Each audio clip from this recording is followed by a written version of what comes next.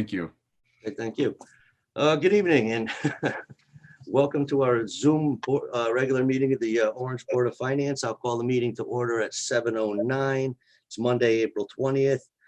And I will read, in accordance with Governor Lamont's Executive Order 7B regarding the COVID-19 pandemic, this meeting will be held remotely with no in-person attendance.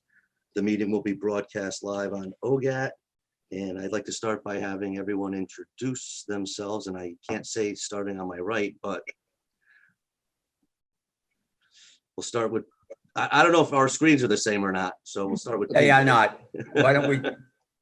PJ Shenley. Yeah. Pat Kevin Rumach. Kevin Moffett. Joe Nuzzo. Jim Leahy. Kevin Houlihan, thank you. Now, for those who are watching this at home, we do have the way to get a hold of us or ask questions is to send an email to Mr. Cifarelli, our finance director. Ooh, wait a And second. if I'll share Jim, the screen here. Hold on a second, Kev. Uh-oh. Violation.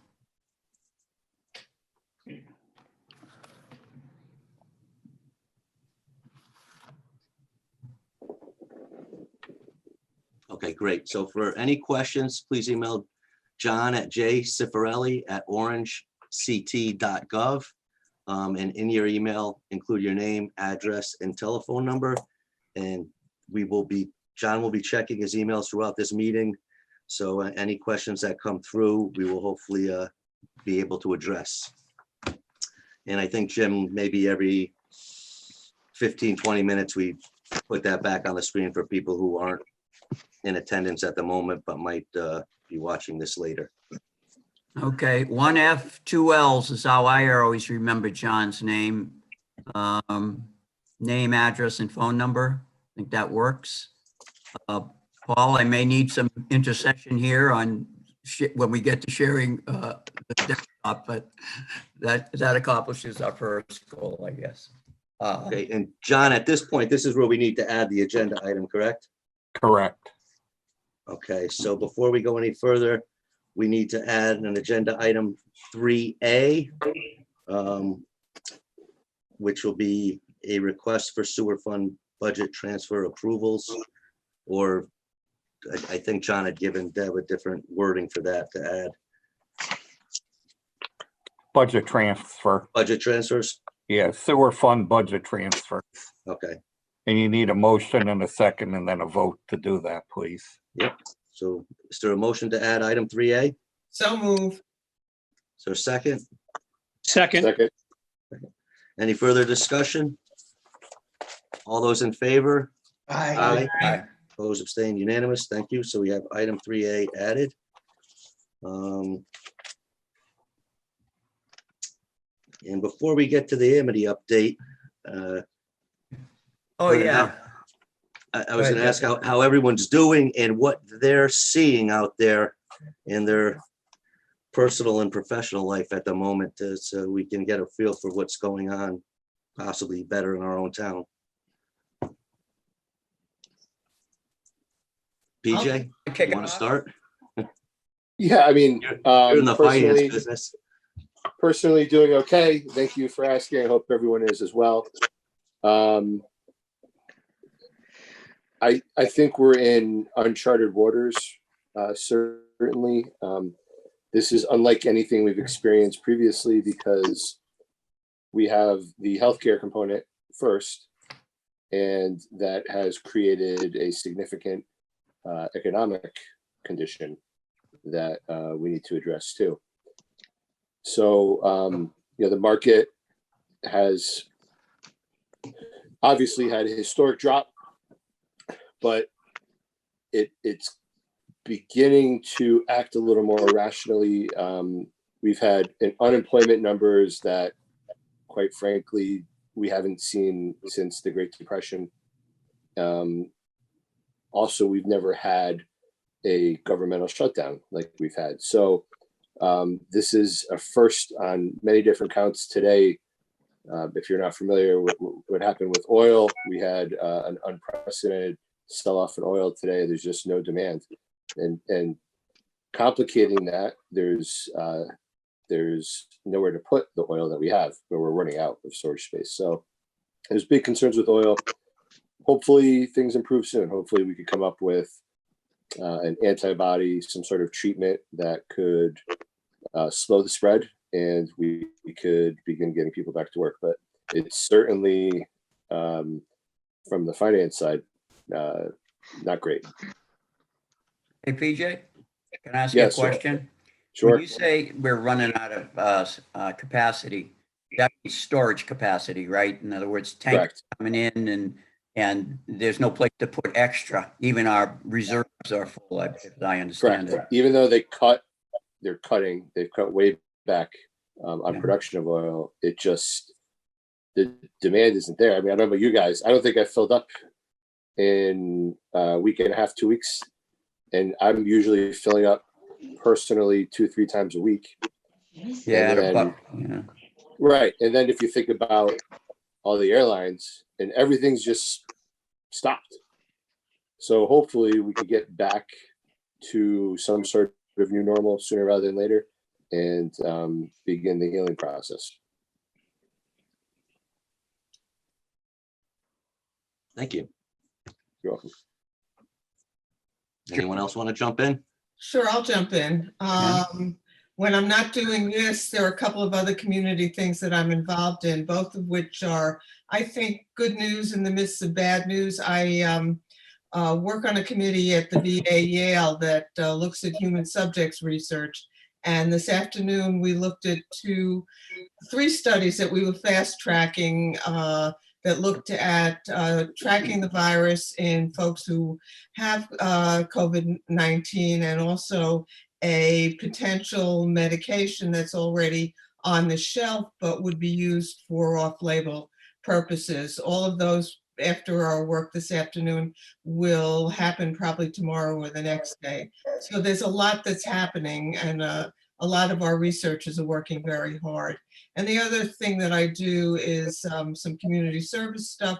And for everybody out there and everyone here, there are a lot of people who are food insecure in this town. So anything that you can do for the Orange Food Bank, I think, would be greatly appreciated. What's the contact with the Orange Food Bank, Pat? Just community services. Thank you.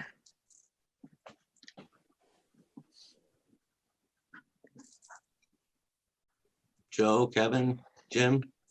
Joe, what are you seeing on the lending side? I could say a few words about the lending side. We as a small bank have certainly cut back on our new business for the obvious reasons. We're just not sure where the chips are going to fall. But over the last 3 weeks, we have spent the majority of our time on the SBA Paycheck Protection Program loans as part of the stimulus package. And our bank had 100 requests for financing. We closed 50 of them last week to the tune of about $10 million. We still have about 40 additional applicants in the pipeline that are there because the funds ran out as of Thursday. So we're hoping that the money is restored. We're hearing, I guess now it's $450 billion are being discussed about being added to be available for the small businesses in the country. So hopefully we'll have that back in place this week. But it's initially it wasn't the easiest of programs that came out. They were changing it daily, and if not hourly. Kevin, you saw the emails that we all received. A little confusing, but at the end of it all, it worked out. The banks figured out how to do this. SBA allowed the banks to really handle the processing of it themselves through their website, and then we were closing loans really within a day with just the signing of a note. So at the end of it all, it worked out very well. The demand was certainly there. Good product. Yeah, so we're hoping for additional funds. But I would think, Pete, on the new business front, going to be challenging going forward, because to whom do we lend? And that the renters are being told, don't pay your rent. to the landlords. And that's going to affect, and I've said this to many people just the last few days, it's going to affect towns like us for the tax collection, insurance companies, banks. So, it's unfortunate the governor said, oh yeah, we'll give you 60 days, don't pay your rent, and maybe we'll give you 60 more to not pay your rent. So really not good advice, from my standpoint as a banker at the government, that Governor Lamont stated last week, I really with no conditions attached to it. So I don't think that was really good advice at all. It's going to harm the landlords, the real estate, the holding companies, and many borrowers across the country, across our state for sure, but across the country are going to be felt as well with the lack of rental income, and it's just going to hurt. So it'd be interesting to see what our tax collection rate will be come July. Now we have to be very aware of what that will be for our budget, of course. Thanks, Joe. Thanks, Joe. Mr. Moffett or you Mr. seeing? Leahy? I really don't have, I think, not being retired, actually. I'm just sitting here and listening to the statistics that come in every day, from a financial standpoint, from a medical standpoint. And as PJ said earlier, we've never faced anything like this before. We've been quarantined, I remember back, I think it was 78 when we had a snowstorm that we were shut in for 3 days. And that was like the end of the world. This is obviously nothing even remotely compared to that. So it's something we've never faced before, and we just kind of, hopefully this thing will gradually get out of this thing and get back. Very similar to 9/11. Things will never be the same, because before, when we had these epidemics, they were never in this country, at least not to the extent that these are. So these are amazing times, and we will get through it, but it's just we have to be patient and be getting the direction from the people that are giving it, and people are reasonable and react accordingly. But that's about it from me. Hey, John, what are you seeing around town? Well, as everybody knows, the town hall's been locked for 2 weeks and not allowing anybody but employees in. I did talk to the health department this afternoon, and our numbers seem to be going down. I think we were up to 45 at one time, but I believe he said 7 people have recovered so far, and he's chasing down a few more recoveries. So hopefully the town has hit its peak and we're going down slowly You're talking about the number of people with COVID? with COVID. Okay. So I just wanted to talk about that. I think we may see another spike, another increase in cases as testing ramps up. I don't know if you guys saw the new facility in Longworth. Yes. It could accommodate 750 people a day. I actually drove by. It's something out of every pandemic horror movie you've ever seen, where it's just like lines of cars. And obviously, it's the intent is to increase testing, so we could determine even the mild cases or the asymptomatic cases. We need to know those too, so we can get a better understanding of the overall size and scope of sick people.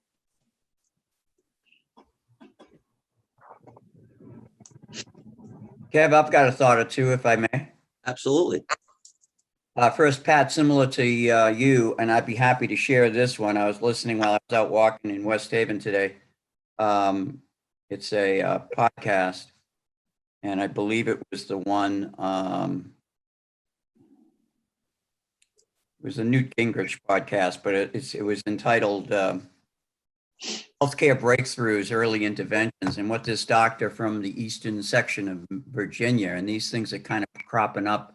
It seems like when you unleash a lot of brains on a very, very difficult process, you're going to get a number of different and perhaps even unique to each other solutions.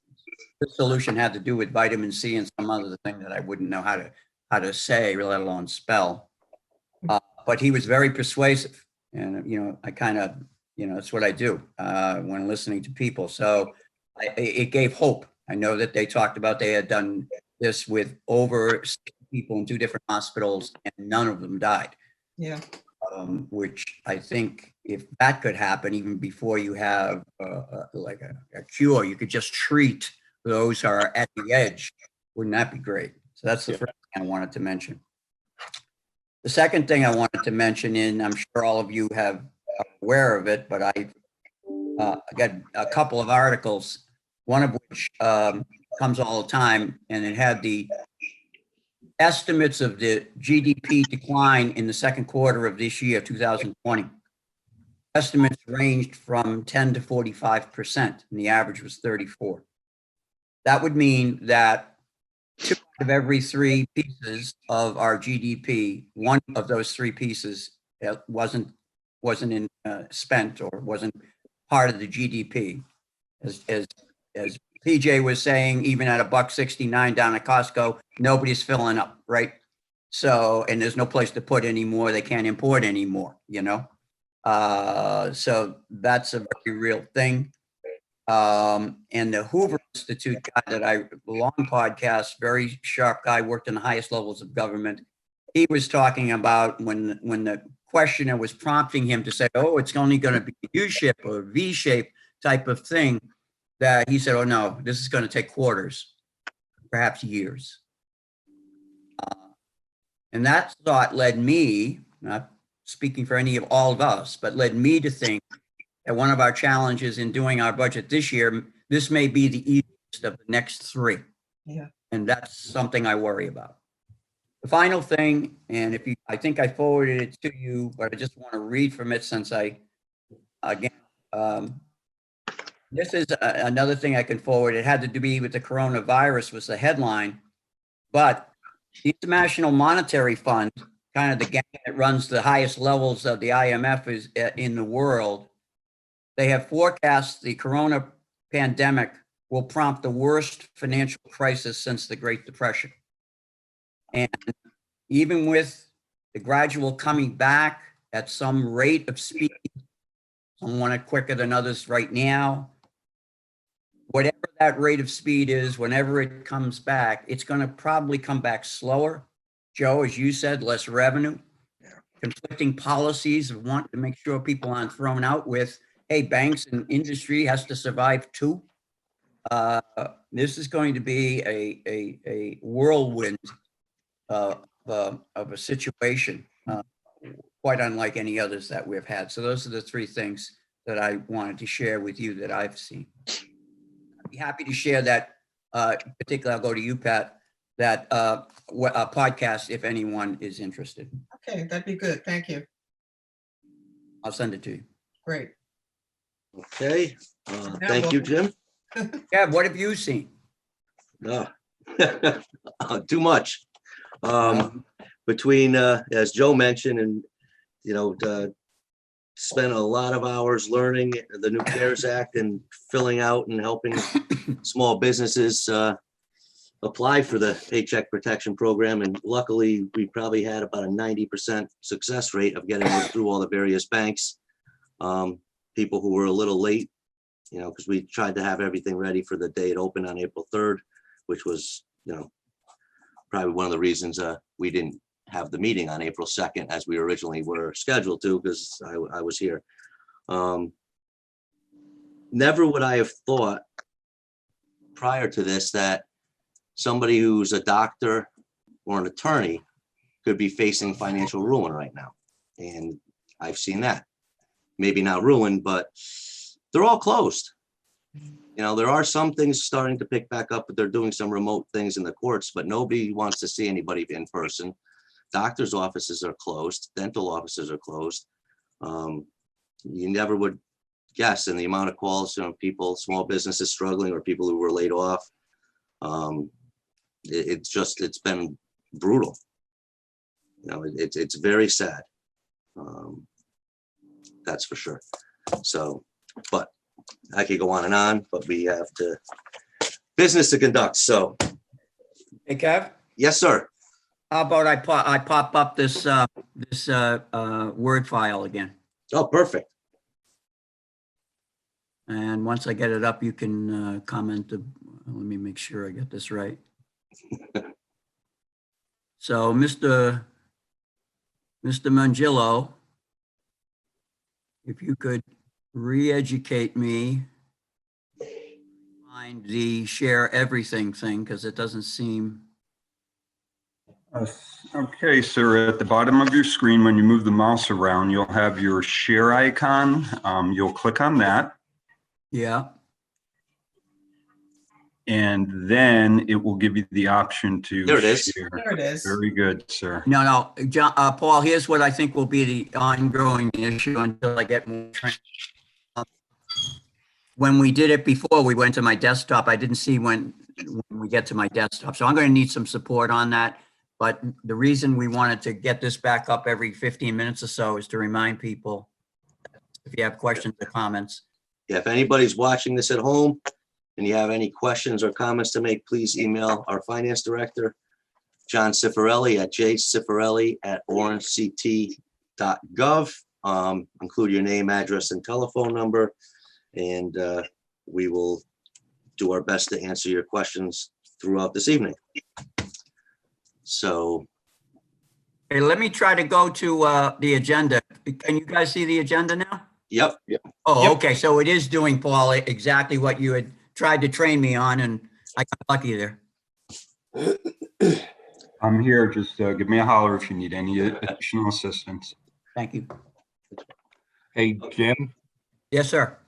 could you go back to everybody on the screen for a second? I believe I got a email from someone, but I can't see it because you're overlaying my ability to get to my email. Good, thank you. Okay, I do have one question, and it comes from a resident. Kevin, you want me to read it now? sure. Okay, comes from resident Christy Somerville on Fairley Road. And she says, I would like to know how the public could get a PDF copy of the Board of Finance Budget Workshop proposed 2020-21 budget, the Orange Elementary School 2021 budget request, and the Amity Regional School System 2021 budget request.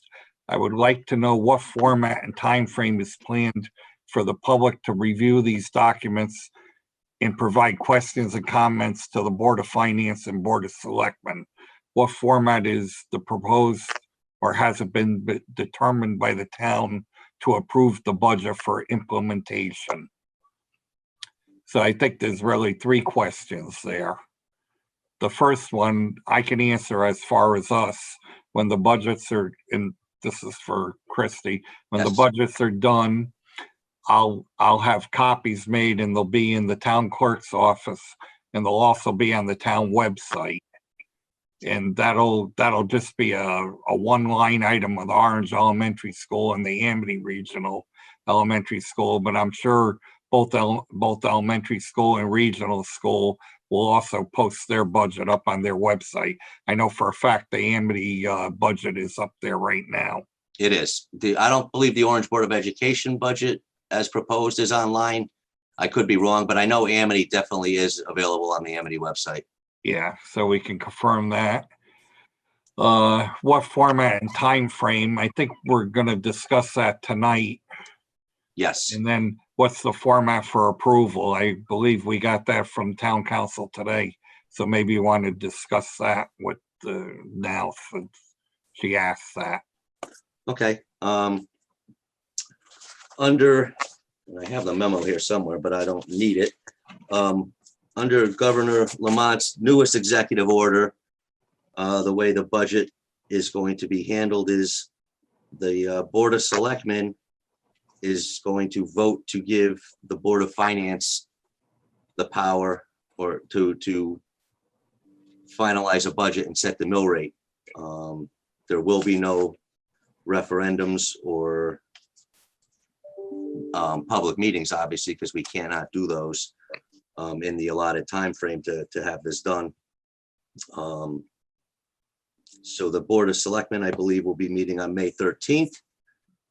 And Then our regular meeting of the month of May is May 18th, so I believe that's the time frame for our, having a final budget ready. We'll have our meeting tonight. The Board of Education, anything we suggest for that, they have a meeting next week. So I would imagine that in the next week and a half, we could have something together to forward out, to post on the website. So there's time for comments long before May 18th. Does that sound about right, John? Yes, we'll probably have to have one more meeting after. Oh, absolutely. The Board of Ed to formalize it also. I will also, any questions that I get tonight, I will email out to the whole group tomorrow. So you each have a copy of the question. Okay. I think we probably should do, questions kind of more like at the end of the meeting, Kevin, or it's your call. Yeah, but this was someone, it came in, we didn't have Well, public no, I'm not. I think participation. it was an excellent start question. I think it was an excellent, and I know. As we get more information, we covered part of our meeting for later with the new procedures, because originally it's appeared that Yeah. the Board of Selectmen was the voting body, and it's back in our lap, for better or for worse. So we'll move on to item number 2, Amity update. And Joe, did you have a Zoom meeting with them this evening? We did, yes. We had a meeting for, everybody was there. Our regular AFC meeting, or just an extra AFC meeting.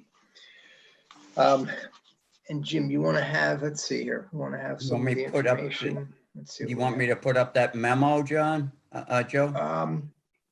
Yeah, you mean the email you sent to us, Jim? Email I or- sent out Friday morning? Yeah, I have it on my, yeah, you can put it on your screen so everybody can see it. I do have it Okay. in my inbox. All right, good. Let's see if I can find it fast. All right, so I'll start while Jim does that. Few contracts over $35,000 tonight. First one, athletic trainer service, $63,600 for the athletic trainer. That was a 2.5% increase. So we were going to renew with Rehab Associates. The snow ice removal is Denny Landscaping. So we're in year 2 of a 3-year contract for snow and ice. But we will keep them. The trash and recycling removal services, All American Waste. We're in year 3 of a 3-year contract. A price of $38,600.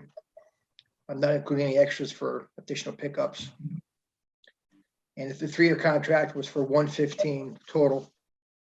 Safety services, another contract, the $13,450 with Fuss and O'Neill. And let's see here. And then the big one of the evening was the $1.47 million network infrastructure upgrade. And that had the most discussion this evening. It's a 5-year contract, roughly $300,000 per year. Business Network Group of Milford, that is Michael and Jeff Grandy, who are Phil's brothers. I guess the district has worked with them previously, and they seem to be offering the best product for our growth going forward, as far as upgrading all of the servers, the Wi-Fi connections. We talked in the ranges were from 667 to $1,005,000. But as Sean DeRosa explained to us, many upgrades, they gave us the best service to allow us to grow in the future. Another conversation was, we discussed, and Jim, we discussed taking the money from the current year surplus.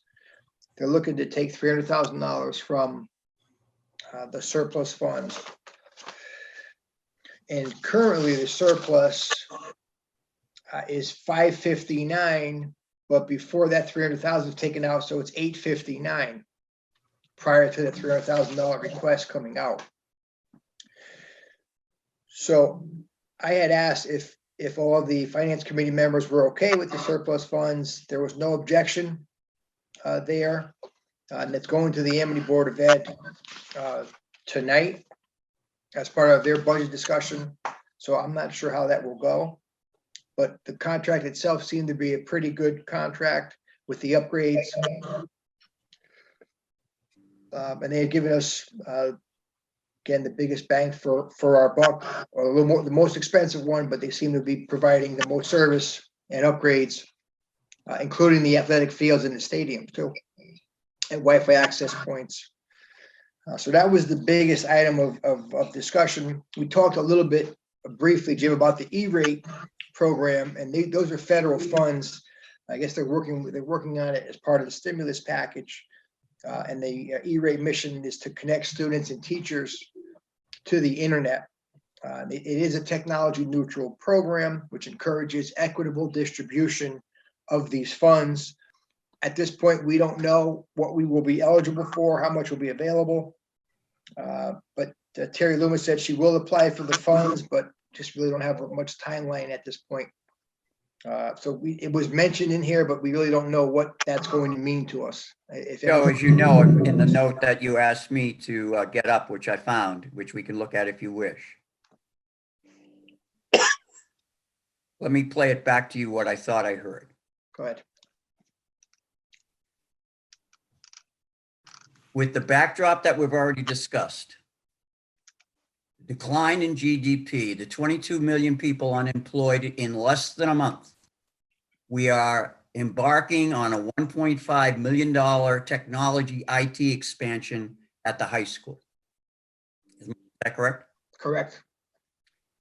That it costs, they want to do this 300,000 per year. We think we can get government money, but even if we can't, we want to take the money from, this is an unbudgeted item. So to me, Correct. the way we've been running Amity for the last, I don't know how many years, but certainly more than 5 to 8, is that we have a surplus in the September, October timeframe. We determine with input from the selectmen and other leaders of the town, but particularly the selectmen, what we want to do with that surplus. And if some of it wishes to be invested in whatever, in this case, IT upgrade, then that's when the time in process is, that's what we've been doing.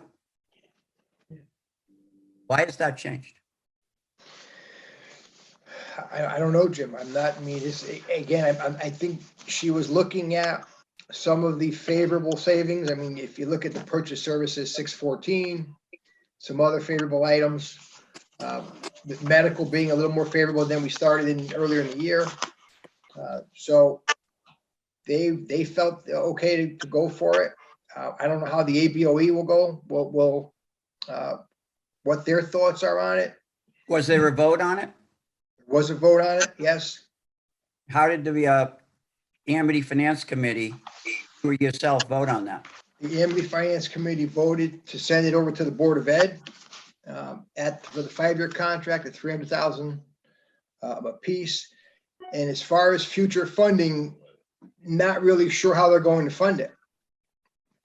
So aside from today, with the surplus monies coming out of the 859 before that number, it was a 5-year contract, and they said they've been playing with this the old technology for many, many years, and it's time to upgrade, although probably not the right time to upgrade, but it sounds like the system cannot handle any future growth, any Wi-Fi capabilities at all. So Did that's you get a sense of nice what is. we are unable to do, Joe? If I'm at the high school, what am I limiting myself as a teacher or a student or an interaction in learning or anything? What is happening now that you get a sense that this is going to make something so much better? Let me give you Well, an instance. well, I'm now waiting 30 seconds for something to download. This thing will make it download instantaneously. I have no idea. What is the benefit of this thing? Do you know? Well, it's all of the server technology. The bandwidth is outdated, very slow on just Wi-Fi connections, download speeds. And they're upgrading district wide with all of this. Jim Sisa was on the call with us. He looked at it, as was our IT person, Sean. They were in favor of it. They looked at it, looked at 6 or 7 different bids. And they liked what they saw here, but they said the technology is very outdated and it's not going to support us going forward. That's what they said. Whether or not now is the right time to do it, That's the question. I'm going to share the screen now, Joe, so we can all, let's see what we have here. so this is a memo that, they sent this out sometime 7:40 a.m. Friday. So I took a look at it and I don't know if you guys have a good look at this. It's easy to read, hard to read. The good news, as we said again, is Joe mentioned the medical account. But that may change with the situation we're currently facing.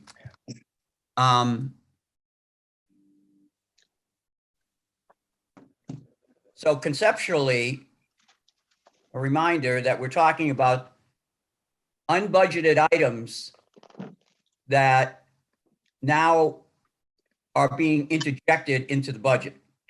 And there were 4 major categories. One had to do with unemployment compensation. That was $146,000. Yeah, Jim, were you trying to share this? Because it's not Yes. shared. Not shared yet, Kevin? No, I didn't know because there we go. Now it's Let me coming. try that. Apologize. Thank you for, okay. All right, now we have your email. Okay. There was an increase of 100,000 for other Here purchase we go. services that did not have any justification in the documentation that was provided, Joe. We talked about this over the weekend. Were you able to get any gleaning of what this 100 grand is for? No, we did not get any clarification on the $100,000, Jim, no. Let me see here. No, there was no breakdown of that, and we did not discuss that at all in that meeting. All right. to No, me, that's yeah, an there was no open breakdown item. of what they had given to us, so no. Okay. There was also $108,000 added into what they call textbooks and digital resources. And when you read into the detail of the justification, they mentioned that somehow it had been improved at a January meeting of the AFC, again, taking money out of unbudgeted surplus, it seems to me, done at the September, October timeframe, as we discussed. And they said that this was good because it would have been part of the budget increase, which at least the last I heard was 2.49%. So in my mind's eye, that means that this $108,000 really is added to the 2.49% because we just took it out of money that should have went back to the taxpayers of the 3 supporting towns. So I just want to make sure, since all of you were on this email that I put out at last Friday, that's a concern I have. And the last one is the $300,000 one. And again, I can't see it well. I'm just kind of as if I was reading it here. Has to do with this 1.5 infrastructure. I'm sure there are all needs and wants out there. I'm looking at 22 million unemployed. I have an uncertain future here, and as does everybody. And I don't know as I'm feeling it when I'm listening to decisions like this. I also want to know where the 300 came from. It sounds to me, Joe, what it is they want to use the entire first year of the 5-year, 300,000 a year, right? They want to use the entire money and take that entire sum out of the surplus that they currently have. Or year surplus. This is an unbudgeted item. Yes, yes. Now, team, I'll hear whatever you want to hear, and I'm one, right, of 6. But to me, this raises a significant issue, and that is the use of the surplus. We have a process for this. It's not in the middle of the budget season. It's not when we're having a pandemic. And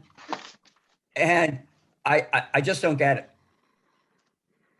And we've communicated to other leaders on the Amity Board of Education the concerns regarding this that you see in this email. don't know if there's anything else right now, Joe and Kevin and team, we can do. But I think we have communicated to ourselves and to anybody who's out there watching on OGAT that this is the situation as of today regarding with Amity.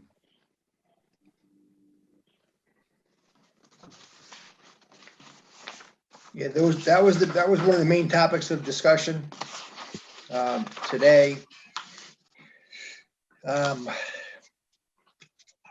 Talk to you, said a little. Joe, bit- can I just interject? I'm sorry, Pete, go ahead. No, I apologize. I think what I'm trying to wrap my head around is we have no idea what things are going to look like in 3 months, 6 months. Is this the kind of project that we could just put the brakes on and say, wait a minute?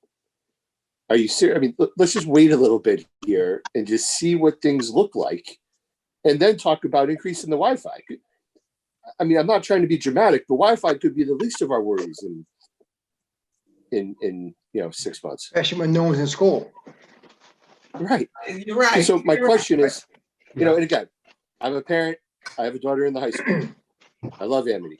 I'm just questioning the timing on this.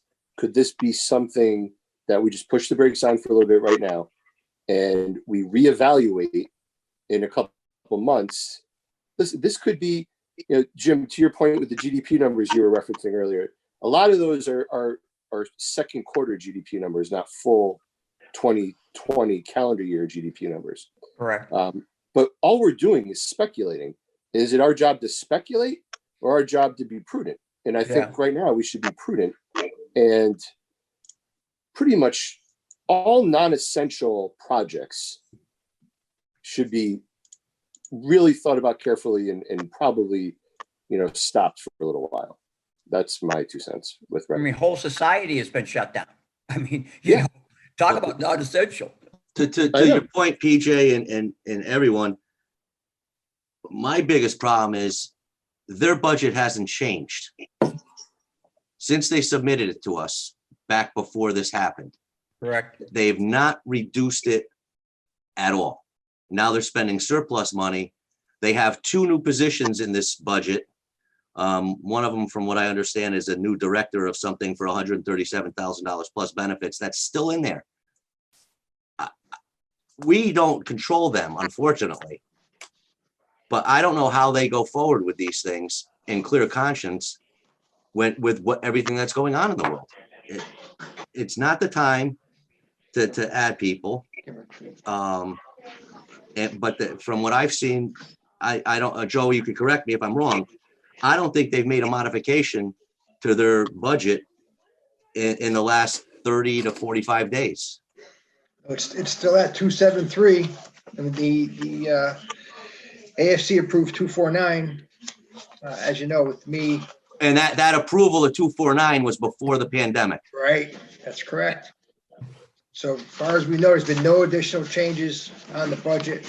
The surplus is now 859 before this 300 comes out, primarily purchase services. You saw special ed grants, et cetera.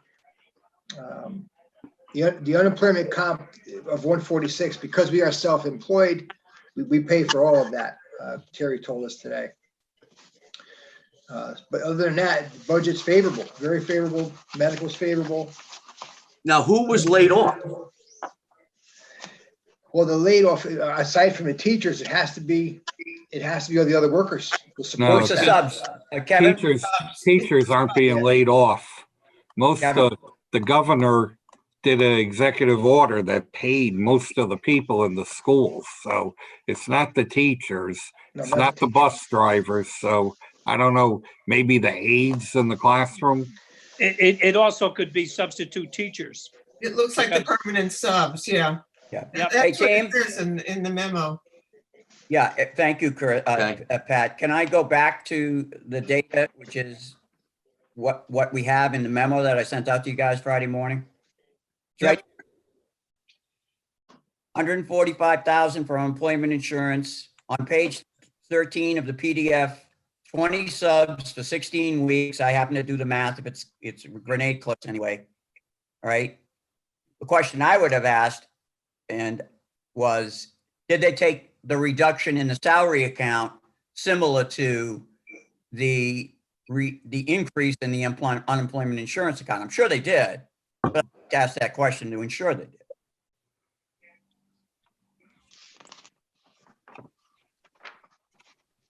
So yes, it was subs. Kevin, you were, Kevin Moffett, you were correct, sir.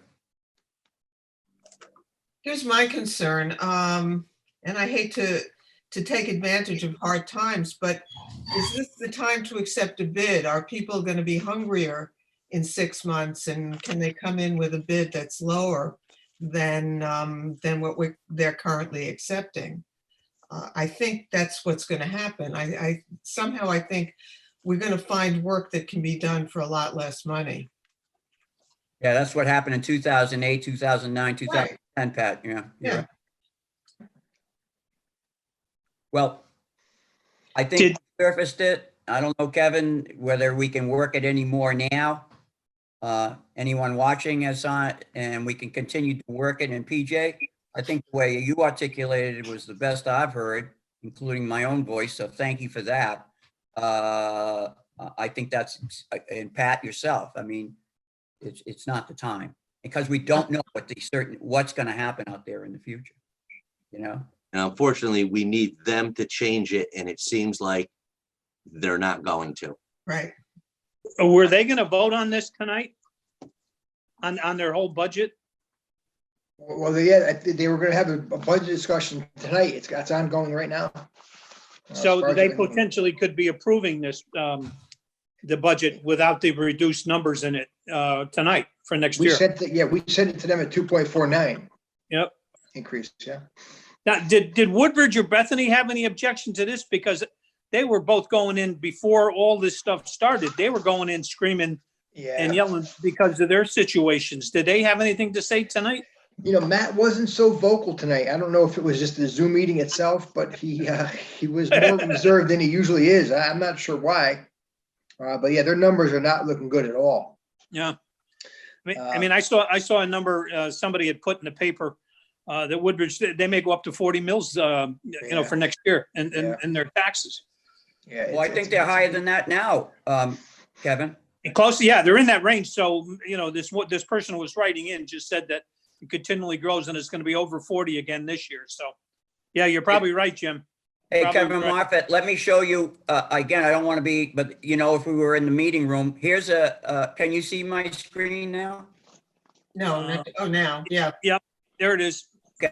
This is the process, one document. This is early, I can go up if I would, but just for now, can you read the bottom there? Yeah. Regular board meeting, vote on budget, that's right now. Yep.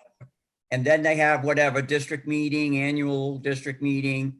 And then they say on May 4th that the Amity Board of Education votes on the budget. So that's an example of what Kevin was talking about earlier. This year, there's no votes that the Amity Board of Education votes on the budget. Right. I guess, you know, you can say that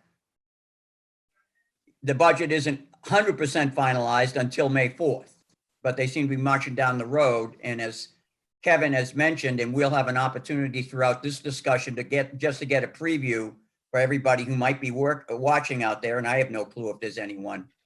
All right. The town of Orange, in terms of, let me just go back to stop sharing here. The town of Orange, after the entire budget process, be conservative, give it to the Board of Finance, they roll it around, they talk it through. Then it goes to the first selectman, he looks at it, he makes adjustments. We then look at it for an entire day town budget now. Entire day, February, what is it, 7th? And then since then, all that editing, John and his staff went through 2 more rounds of editing. The first round reduced 625,000 out of our town budget. Number of line items. I can give you a funnel chart so you can see it. And the second thing is they made adjustments, including proposals that we'll be talking about tonight that will be making more adjustments. Right? We're going to be talking about the Orange Board of Education. To go back to Kevin's point and Joe's point, far as I know, we were at this 2.49%. And then, oh, we had the pandemic, we're still at 2.49%. Oh, by the way, we want to spend $1.5 million, take the money out of fund balance, 5 years. We're committing to 300,000 more per year for the next 5 years. Surprising.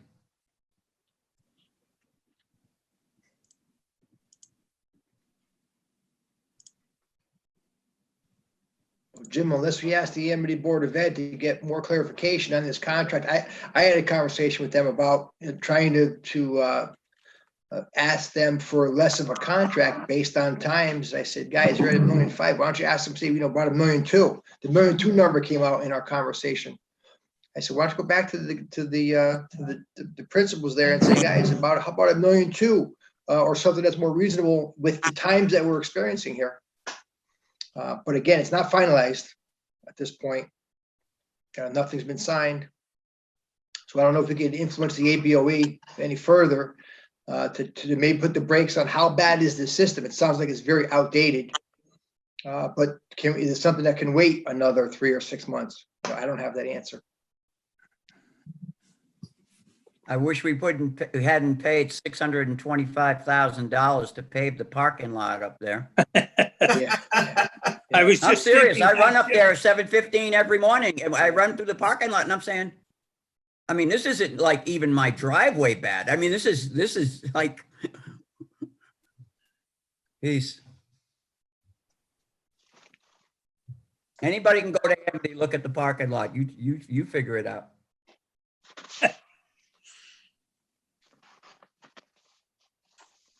Okay, anything else to do with Amity at the moment? I think we're good. Unfortunately, well, yeah, it's a relative term. Yes. I My just no don't, vote, our no vote usually doesn't go very far, unfortunately. Yeah, apparently. Doesn't go very far. And we are still 50% of that board, right? Yeah, we are. Last I checked. Well, if people want to, we're Board of Finance. There's other people on the Board of Education at Amity, and if people have, their names are out there too. So, all right, so let's move on to item number 3 then. Discussion and approval of the minutes from March 5th, 2020. Boy, it's been a long time since we saw each other. Wow. And I've missed you. I'll tell you what, Kevin, I can get them up and share them, and maybe that'll make it a little bit less whatever. All right.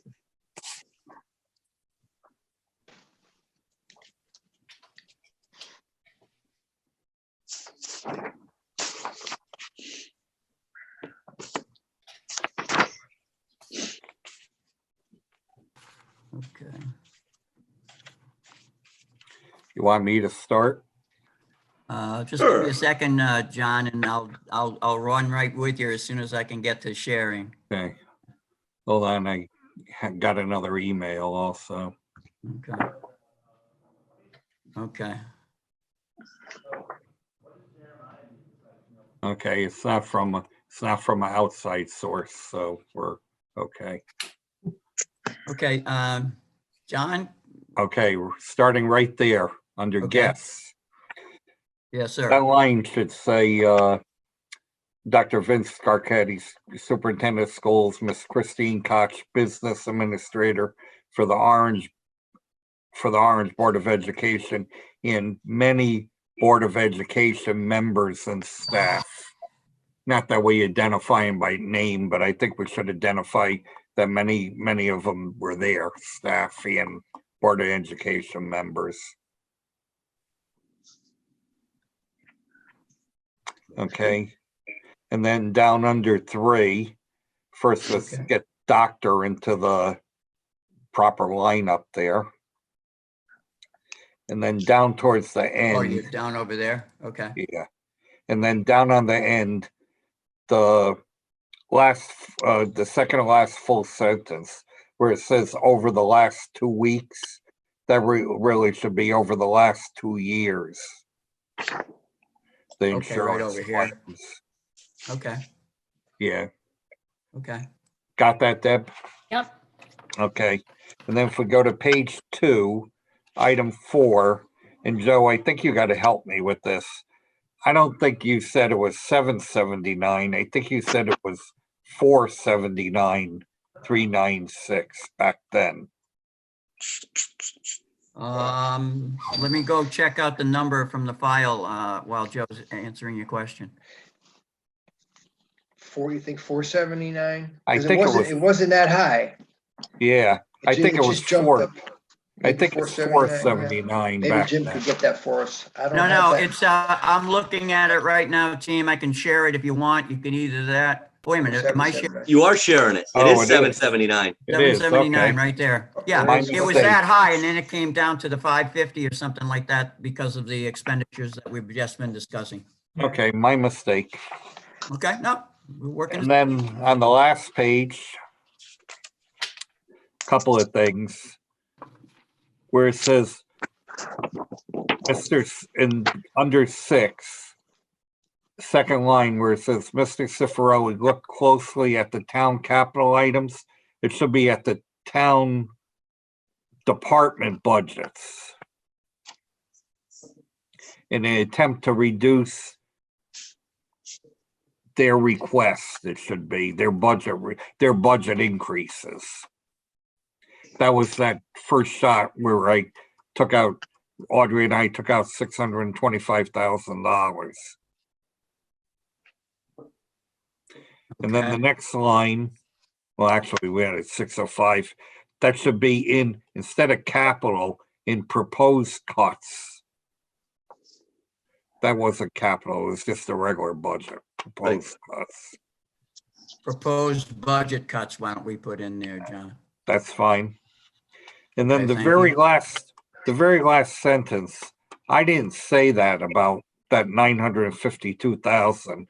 That may be correct, but that wasn't me saying that. So I'm not sure if you want to identify somebody else or take that out or what. Oh, I know that. I said that. I don't know if you want to. Okay, so let's change it to your name then, and then that's it. Okay, it's fine.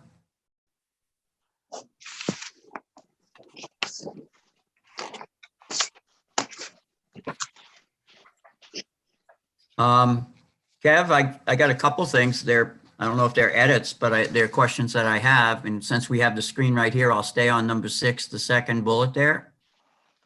The second sentence. It says, Mr. Cifarelli advised that he will supply Mr. Shanley with this information. The information is the teacher's contract and their salary increases over the next 3 years. Has that done? I believe I did. Yeah, I have a Pete? copy of the Yeah, contract. he sent It it. was emailed out. It was. Yeah. meant- Okay. Thank you. I had one other one. Page 2. Under the, looks like the second bullet from the top. Whereas we end the sentence with something about the municipal energy program and Ms. Koch will investigate that. Is that's something that that next step has been completed, John? Yes. Okay, thank you. That's all I got, Kevin. Okay, anyone else? Is there a motion to approve the minutes as amended? I'll move. I'll second. Second, any further discussion? All those in favor? Aye. Aye. Aye. Aye. Opposed, abstained, unanimous. Thank you. Okay, on to item 3A, the budget transfer. And I'll hand this over to John. Okay. We don't usually get too much from the sewer authority. What happened is their current budget was developed before Scott Allen retired from the town. And after he retired, they decided to go outside and use an outside contractor for the work he did in the sewer authority. About half his week was with the sewer authority. So they've decided now, they had one line item in their budget, and I can't even tell you, I don't have it in front of me, how much was in the line item. But they decided they wanted to break that line item down into 4 or 5 other categories now with the outside people doing some of the work. So this is just a transfer into a new budget line item that they set up. It's not any additional funds going in. It's just so they have more information in the future of where they're spending their money.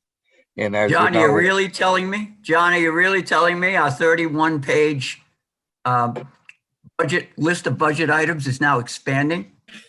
no, because we don't even give you the sewer authority. They're a separate Oh, fund okay. completely.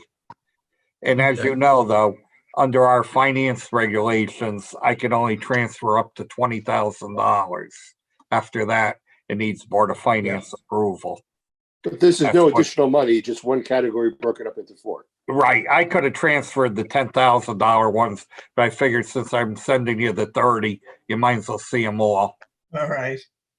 That's fine. Looks all good to me, John. Yeah, So I make, So we need a motion.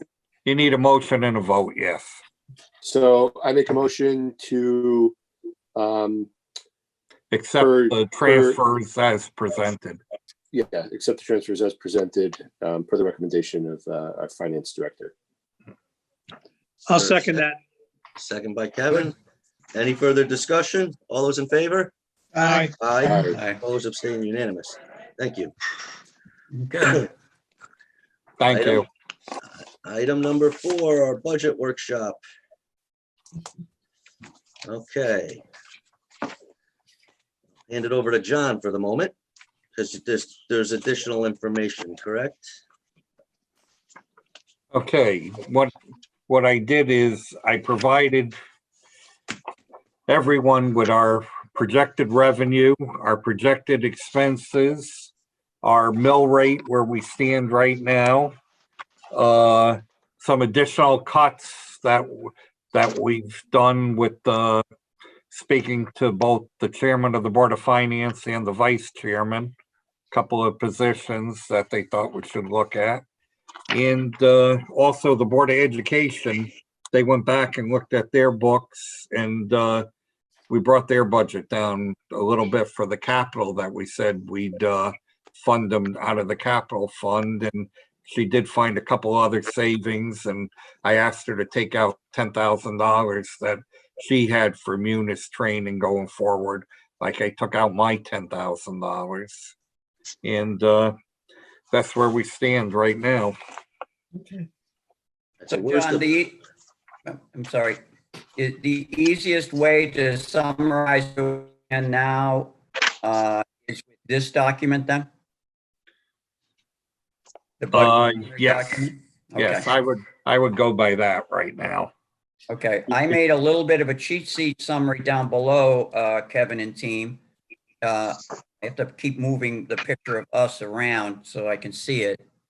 But right now, at this moment in time, what we see is we combine all of the town operations into one.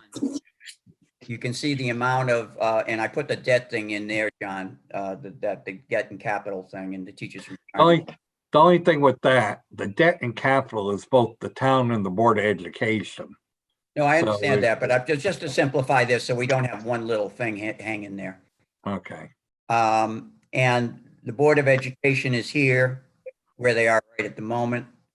Where Amity is, they have a 2.49% increase, which translates for us, our share of that, and there's two variables happening there, the percent increase and then our share of the population, which is not, the student population, which is not listed here, but it went down a little bit this year, is that number.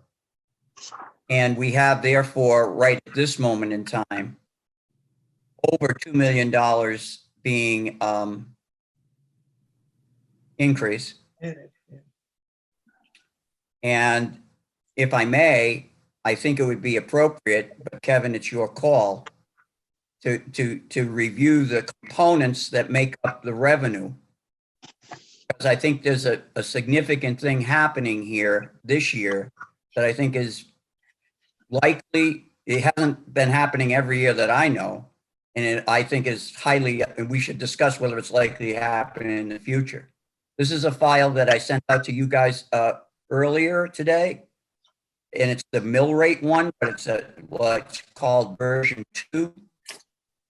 And with your permission, Kevin, I'd like to go quickly through what I saw here So we all are on the same page regarding where some of our information or data is. Are you good with that, Jeff? I don't know what you want to go through here. If you look on the right-hand side right here, as a matter of fact, I sent out a note earlier today. Maybe- Okay, so we're just talking about our real estate, our grand list numbers. Correct. In other words, compared to last year, what you have here in terms of real property, which is the majority of our grand list, we had a 1.38% increase, which is pretty good. The personal property rose up from 145 to 150, which was a 3.5% increase. And the motor vehicle went up a little over 4 million, which was a 3% increase. And what that means is overall that there was an increase of 1.64. Mhm. So other than that, it's pretty much, in other words, the version 2, I called it V2, as you know, is the same as the one John sent out, except that I did that calculation there, okay? And the reason I think this is important is, and John had done a little bit of a calculation saying, okay, with this increase, and I thank you again for that, for John, this increase of this amount of grand list at the current mill rate, what was that worth? And I think you had a number for us, John, earlier, what that was worth. Yeah, I believe it was $1.2 million. Correct. Okay. All right. Now, where my mind then goes is I go back to the budget summary and it says, oh, we know that without raising taxes, keeping the mill rate the same, we know that because we had such a good year with the grand list, we are in a more favorable position than we would be if that didn't happen. And that's, 1.64% increase in the grand list is an unusual situation. Favorable. Here we are, but we're at this moment in time talking about over 2 million in spending. One of the goals that we've discussed in various forums is how to have no tax increase. And the only way you can do that is to get this number that's in bold there, the 2,042,225, down to the 1.2 million that the grand list gave us because it increased. Am I coming across clear in this, by the way? Yes. It's fine. So that's the tee up I want to just present to the team. We have the spending here, current view of spending, current view of grand list and the increases. And it's in this environment that we'll be talking. Jim, Sure. can I ask you a quick question? Sure. Based on what you just said, if we're looking at the impact to orange column, okay? Yeah. Does that include any Amity surplus return to the town? Yes, If you 300,000. Right. And that's you what look we- at your that's what we revenue put in one, budget. PJ, It's Pardon me? 300,000 is what it Okay. is. And that's what we had determined as the budget, in the budget, correct? right. As of now, as of our last Well- meeting, yes. And I need to caution you, when we put that 300,000 in, Amity was showing a surplus able to cover that. Right now, their surplus is at 559, Yeah. I believe it is. So if they returned all of that, we're gonna be a little short. But I expect, like Jim says every year, when you Correct. get to May and June, that they come up with money that then explodes. goes to the right. Yeah, Jim's been right every year and Right. yeah, I think he's gonna be right, especially with the current situation. Mm. I don't see how it doesn't go from 559 to a million. Now, the other thing I want to caution you on, and this is a big concern of mine, I stay up nights worrying about this. This proposed revenue was actually put together before the virus hit. Now, this is throwing in tax revenue collecting that 99.25. Do I think come July 1, we're going to collect 99.25? I hope to God we do, but I would probably bet against it. It also shows interest income at a reasonable number. The interest rates have been dropped to almost zero, so we're not gonna get that. I would say we're probably not gonna get the building permit numbers that we've estimated here, but there's no way to tell. So my recommendation is to just roll with this budget right now. For On the revenue side. Right. And we can do that because if we try to nitpick and adjust those lines and collection rates, we would be looking at a 7-8% tax increase potentially. Yeah, Possibly. I tried to look at it very conservatively, and I thought maybe we can end up short as much as $5 million, and most of that in tax revenue. If you just drop the tax collection rate from 99.25 to like 98. Yeah. It's big jump. But the upside to that, until the governor changes the rate, which hopefully he actually will. But right now, statutory interest is 18% if you're late on your property taxes.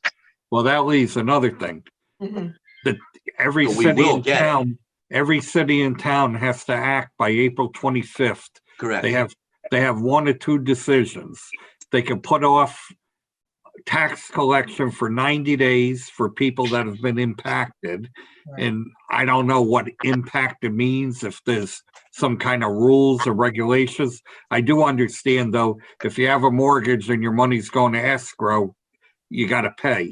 Or instead of collecting 18% interest, you can only collect 3% interest. So by the 25th, the town has to make that decision. And And I that's believe- the decision by the Board of Selectmen, correct? That's not us. It's either the Board of Selectmen or the first selectman. It isn't us. PJ, I'd just Yeah. like to alert you to the two items we just discussed. You can see here this would be in the revenue file that John sent out. Down That there at the shows- bottom, you could see where the Amity is, and there's the Yeah, 300. yeah. And also, we have taken 300 out of, but we call it budget stabilization. But basically, money out of our bank account here, right, John? Right. So could you go back to the mill rate one? And I know, John, you had just talked about this. I think during the last meeting, I asked if we knew what the collection rate was in 0809. That was before I was on the board. And I don't think we had those numbers, right? No, I think it was No, I don't think so. No. Well, I think I know I have the files, But but the collection rate, John? What the correction rate is for past years. you want us to give a It's quick- pretty, quick it's view pretty here. much what we, it's pretty much what we budget for. If you look at your revenue report that we give you, except for Yeah. last year, we've collected more tax revenue than we budgeted. Remember last year I told you it was something that we had to keep an eye on, that maybe it was starting a trend going the other way? Check 10. Yeah, Jim, 10 is good.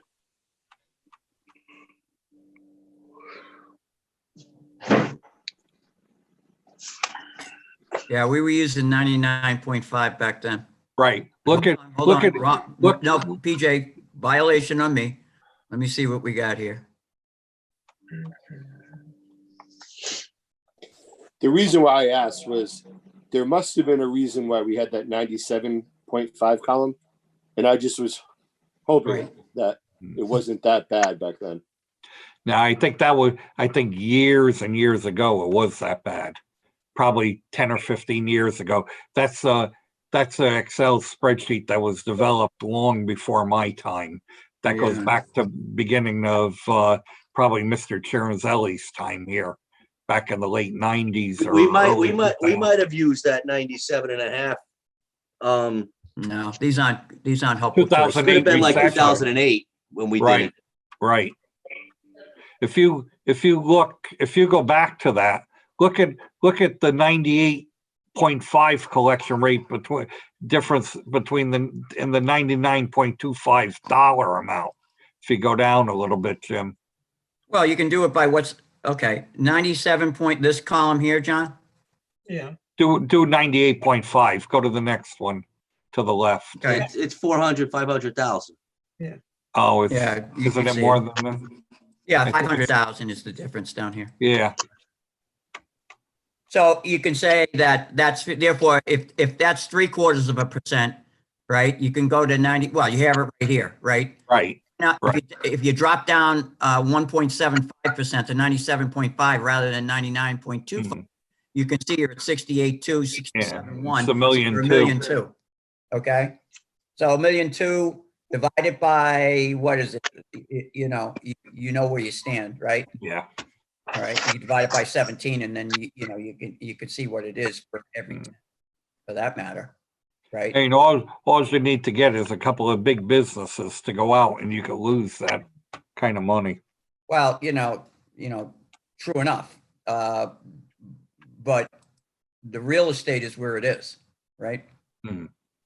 Real estate is what we pay, we grab taxes on. We don't, it is, Right, but over time, it's eventually going to be that, sure. As the Yeah. value of the real estate goes down. That's what Joe was talking about in his concern of the banks out there. Ultimately, insurance banks, that'll start impacting things, the value of commercial real estate. But the reality, and I agree with John, I mean, we're gonna lose businesses on Route 1. It's hopefully not, but the reality is probably gonna get ugly. The buildings are still gonna be there. They're still gonna be assessed tax. We are fortunate with our fund balance that if we are short 2 million in collections, we're not gonna not be able to pay our bills as a town. And we will, through liens and foreclosures over the years, get all that money plus 3 to 18% interest on it. We will always be made whole.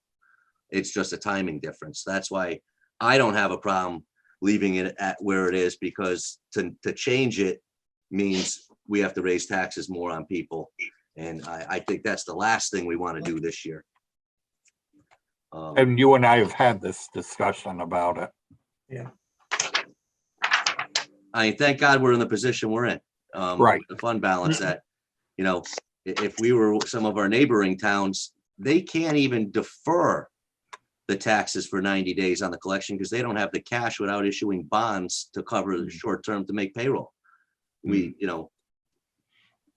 I have had that discussion with our treasurer also when he said it would be tight, but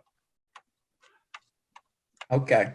Well, if we extended everybody out 90 days, yeah, but we were thinking everybody and now I'm seeing that it isn't everybody. Not everybody would qualify. No, if your taxes come out of escrow, you don't qualify. Right. and if, I'm fortunate, I'm sitting at my desk at my office, I'm working. Mhm.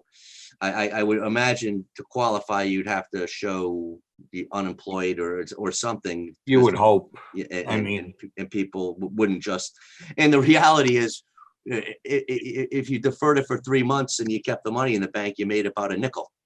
Right. So there's no incentive. Yeah. If you have it, pay the town, there's, Yeah, I mean, I would hate to have to go out and borrow money because that happens. I mean, that then defeats the purpose too. yeah, I'm all for giving people, the 90 days if the Board of Selectmen or First Selectman wants to do that, those people that are in need. And it's just, and that's why we've had 99+ collection rate. We have Right, great residents. right. So It's true. I don't see people just saying, oh, I'm gonna, since there's an extension, I'm gonna fill out a form and not pay for 90 days. Right. That would be my thought too. When people working like myself and you, or I expect to pay it when it's due in July. Some of us on fixed income are doing okay too, because it's fixed. Well, I'll tell you, Now, the one thing we haven't discussed though, and it is out of the budget, were these additional cuts that we came up with over the last month. Correct. I guess you as a board need to okay these cuts also. You should, like you did the last group. Is that the one? What's the total amount of these, John? And what's the document we can be looking at so we have a focused conversation?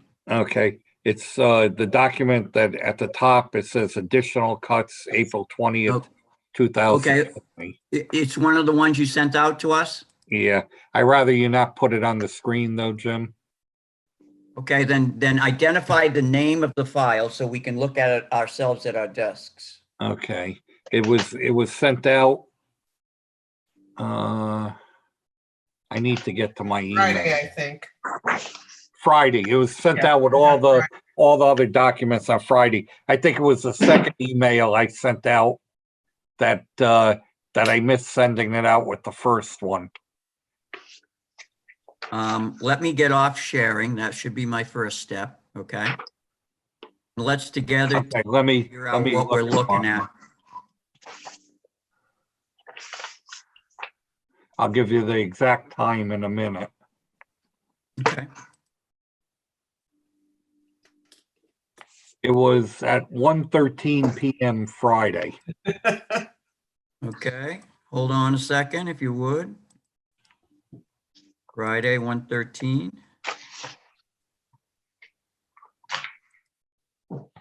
Got it, John. Thank you.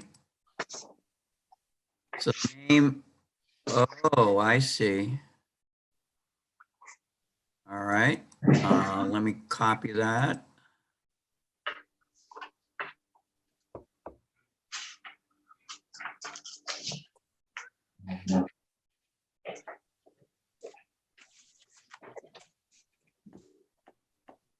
Now, Audrey, while you're doing that, Audrey and I went through the whole budget again, looking for anything additional. And in talking with the chairman, we found some positions that we thought. And then I found a couple of other things. We even looked at closing the dump at 2:00 every day instead of just the 2 days during the week. And I asked the town engineer to give me a study on that, what that would save by closing it every day, including Saturday. It would Oh, no, only that's- save, it would John, only that's save, not, John, that's not a realistic thing to close it at 2 on Saturday. Come on. well, it was looking at it, but it only saves about $12,000 for those days. So it wasn't something we proposed. Okay, so we're looking at the file that you sent out at 1:13. I think I see a total of 135,260. Right. Everybody team at their desk able to access this file? Got it. Yep. I Yep. have it. Okay, I will, if you want to, just do it, I would propose a motion that we approve the additional 135,260 cuts as identified by John Seffarelli's document in his email last Friday. I just brought it up. What was the title of the document? Additional town budget cuts.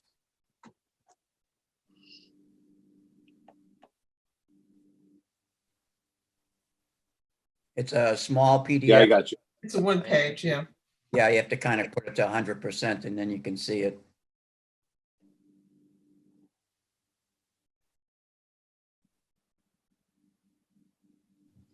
Okay. So I made the proposal. I second it. Or Okay. motion, I guess you. Is there any further discussion on this? Seeing none, all those in favor? Aye. Aye. Opposed? None, abstained, none. Thanks. So John, for clarification then, that 767.83 is the sum total of both the number up above, the 135, and the 625 you did earlier with us back in March. Correct. Thank you.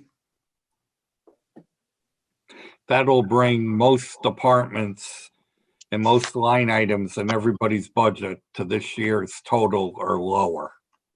Okay, John, does that mean that those numbers were already embedded in the budget summary number that we were looking at earlier, right?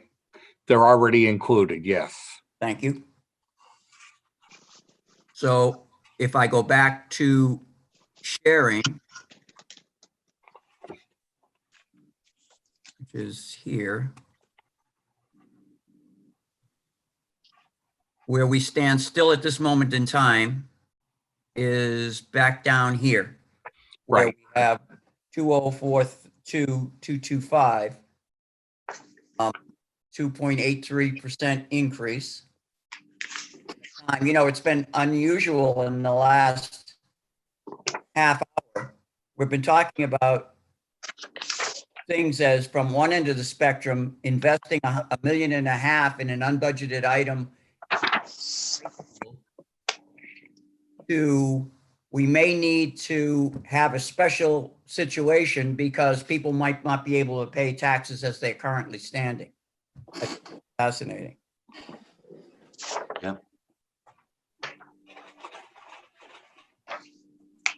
And as you guys know, this 2.83 starts to look like a very small number, but I'll just remind you, and you've seen it a few times from me, right?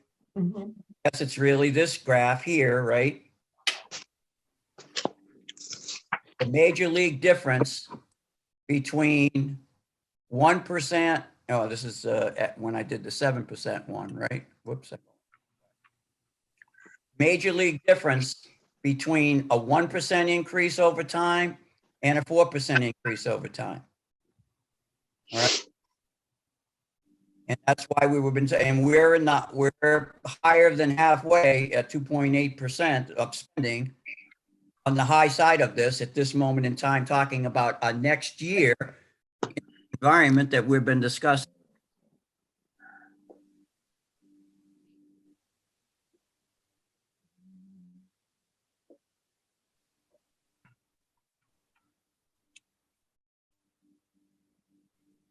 And we don't know about the state next year either. Well, that's a big concern because No question. if we're looking at the state with, and I don't even want to think about us having to cut, take out $1 million from this budget for ECS. We don't know whether we'll get that. It's in there, but now, sales tax collections are at an all-time low, lowest in history, I think. We don't know what the income tax collections are going to be. We don't know who's going to be paying income tax. So that's, yeah, I mean, you imagine all the revenue from bars and restaurants when part of this year's state budget was raising that from 635 to 735 for extra revenue, and now they're getting nothing. Yeah. Well, a little bit from takeout, but, for the most part, maybe it's 10% of what they would expect. So that's very scary. Which in light of, everything going on, we've reduced positions in the town with this budget. I just, not to go back to Amity, but how do you not lower that budget since this happened, knowing what's going on? And then the only other number we can deal with is we have to talk about tonight is our suggestion to the Orange Board of Education for their meeting next week. What, if anything, we want to do with that number. Because John, I think we've exhausted the town side unless there's something we've somehow missed. I don't know where else to go to cut. You've looked at every line. I mean, it's going to be a difficult budget just to make do where I've cut everybody to. I'm sure we're going to have a lot of people moaning and groaning, unfortunately, but Absolutely. It is what it is. But on the other side, and nothing, and there's nothing we can do because there's union contracts and whatnot on the salary side. But you're looking at Quinnipiac, University of New Haven. They've cut anybody who, I believe UNH, one of them was anybody who made more than $50,000 at a pay cut, between 5 and 15%, depending on where your salary was. Right. And I'm sure that's going on in many, many more places, or wages are just frozen. And I know the state, there's a proposed 5% from the CBAC agreement, which never should have been passed, but was. That's going to hit this year, and whether they can do anything to freeze that, I don't know. But when people are either unemployed or, probably making 20% less, I know PJ in your line of work, my line of work, I'm busier than ever, but collections will be a huge problem. Joe, your business is gonna be down just because so everybody's gonna be lower. Retirees who don't have defined benefit pension plans and have, their IRAs all took a hit. Yeah. Their income's gonna be down. And in that light, what else do we do? And the only other number we have control over on our budget is the Board of Education. We have no more say at Amity. We can kick and scream and beg, and it's so far fallen on deaf ears. Kevin, Yes, sir. I have a process idea. I'll look for you and the team to say, did a good one. I presented this, as you may recall, and I sent out the slides to both the Amity presentation that I made and the Orange Board of Education presentation that I made earlier today. So that I sent them out before, but maybe, if you're like me, you're always struggling to keep organized, right? One way of gliding into that topic that will lead to a discussion that leads back to the budget is to remind ourselves what those thoughts were. And maybe we take 5 minutes and just, you've seen them before, but to refresh for ourselves and refresh for our audience what was being said that day and the reasons why, but I'll leave it up to you. No, that's fine. And just so the magic of sitting at your office with two monitors, I do have Woodbridge's budget, their latest that's online. I think it's their final. It's a 2.02% increase, mostly driven by a $778,000 increase from Amity. They've cut a lot of things, and the Woodbridge Board of Education budget is flat. And looking at I didn't see layoffs because their class size is the same, because that's that sheet I sent out with Yep. showing the Woodbridge's average class size, but not that we could get our Board of Ed to zero. I mean, I just, based on, health insurance and everything else, but maybe we can, I don't know, but that's where if they didn't hold them flat, they would be much higher. And I think their proposed mill rate is going to be 43 plus. Whoa. Yeah.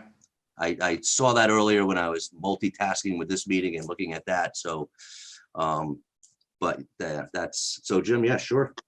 I think. Okay, since you mentioned Woodbridge, I'll just make one final comment on that and the data that's coming down for the next 5 years. You can look at and Joe, you're familiar with this, I'm sure.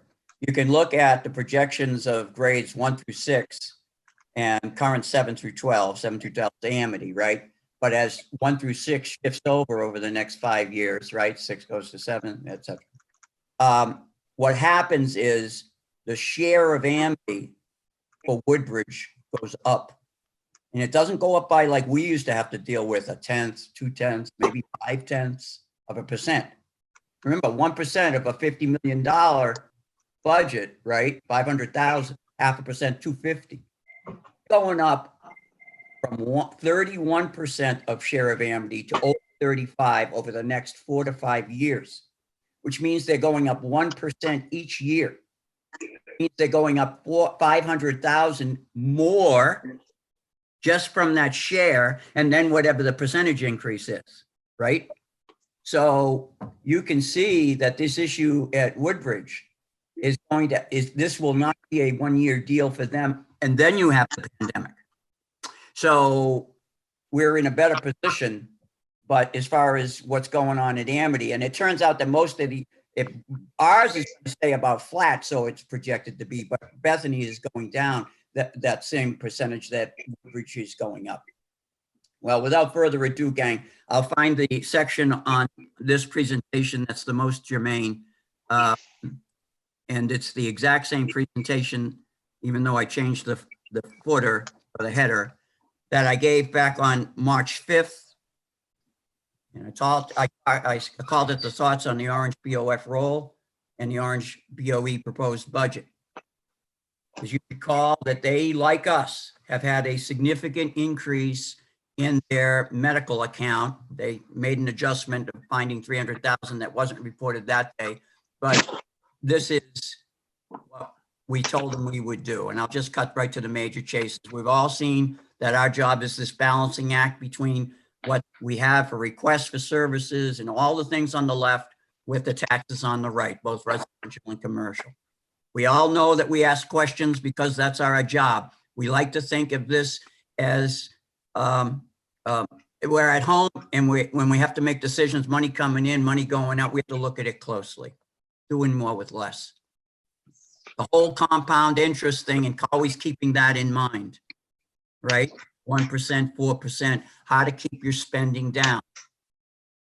And then we have why we have good credit ratings, AAA. We've seen this before.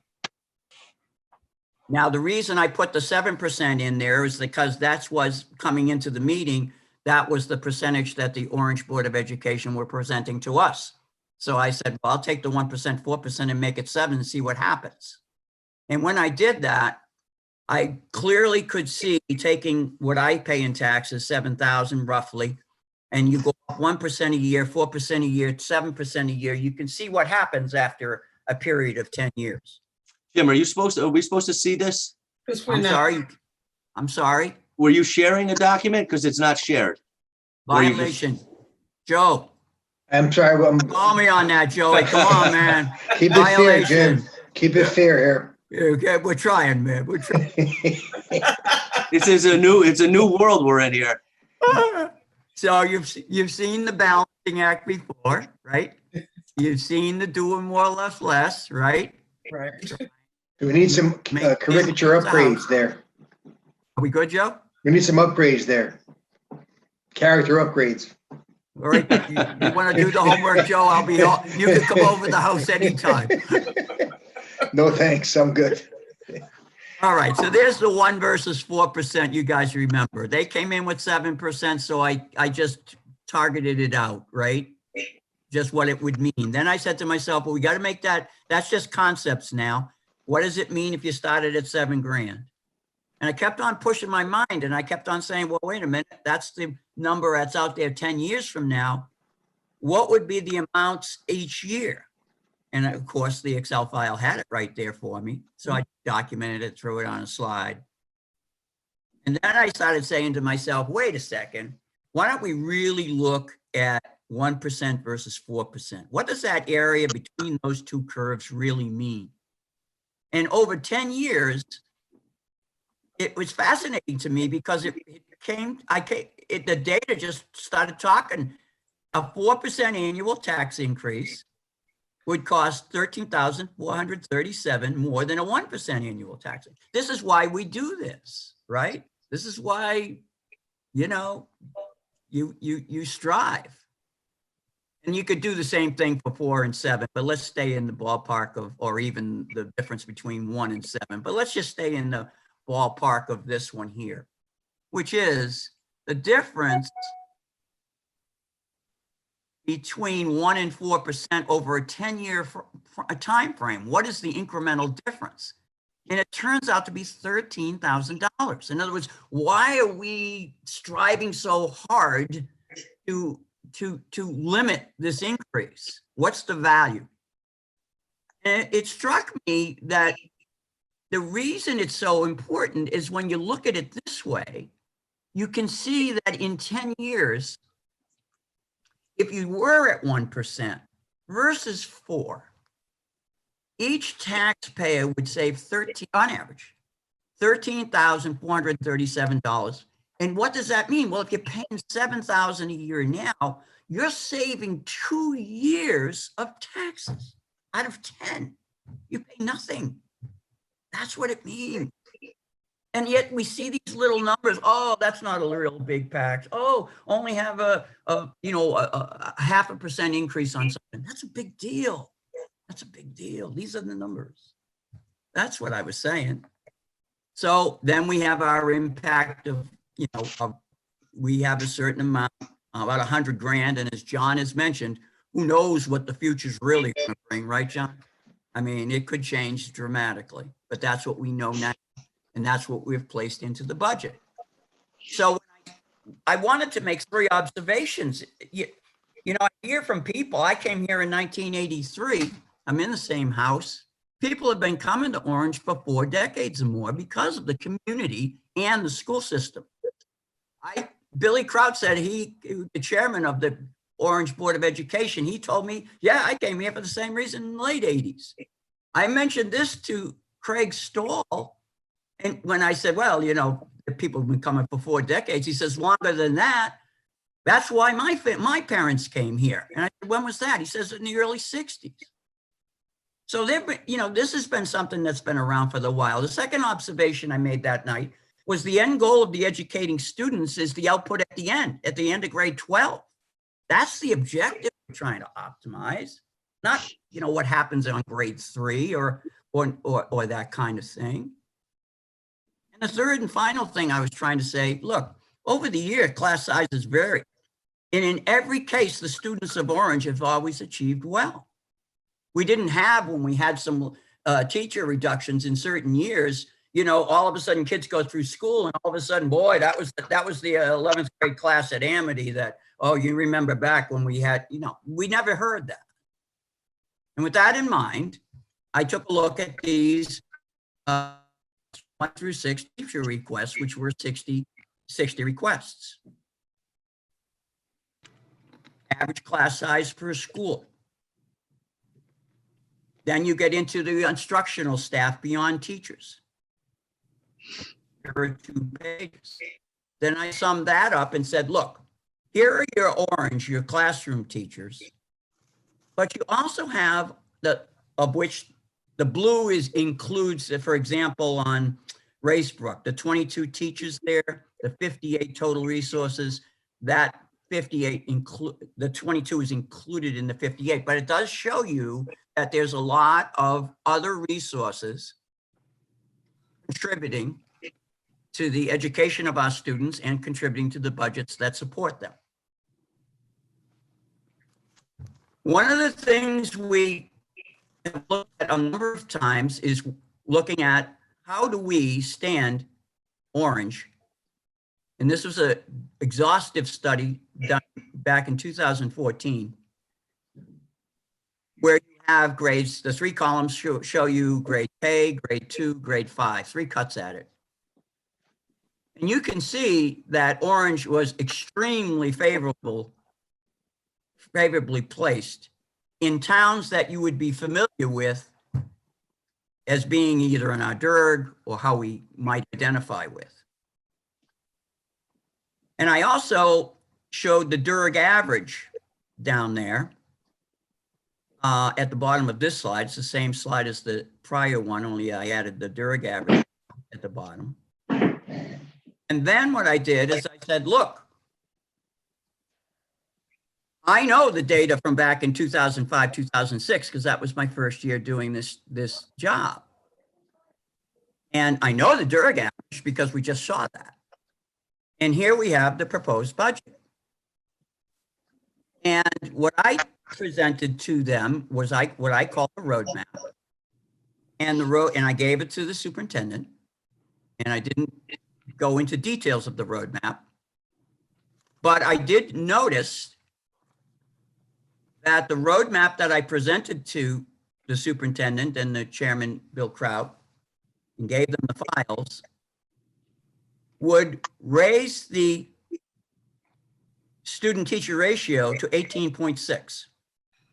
I showed them exactly where I would do it.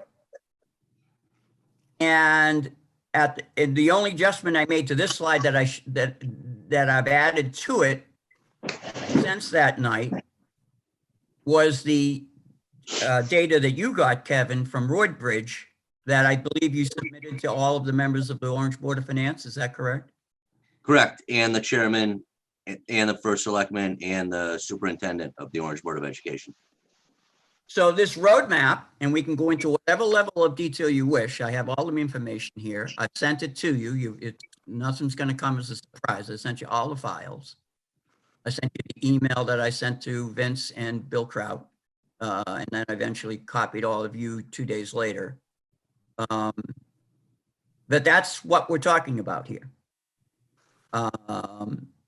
an increase of the class size from 17. This is, by the way, that I did this for on grades 1 through 6.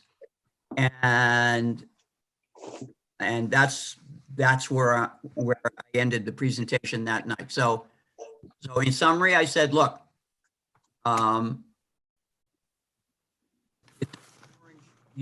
continues to be reduced. Our revenue, Orange and Amity have had excellent deserved educational reputations for decades. This doesn't happen in the last couple of years. All budget components, right? All right, need to be mindful of their impact on taxpayers. Now, we were doing this, I was saying this in March 5th. We have a pandemic now.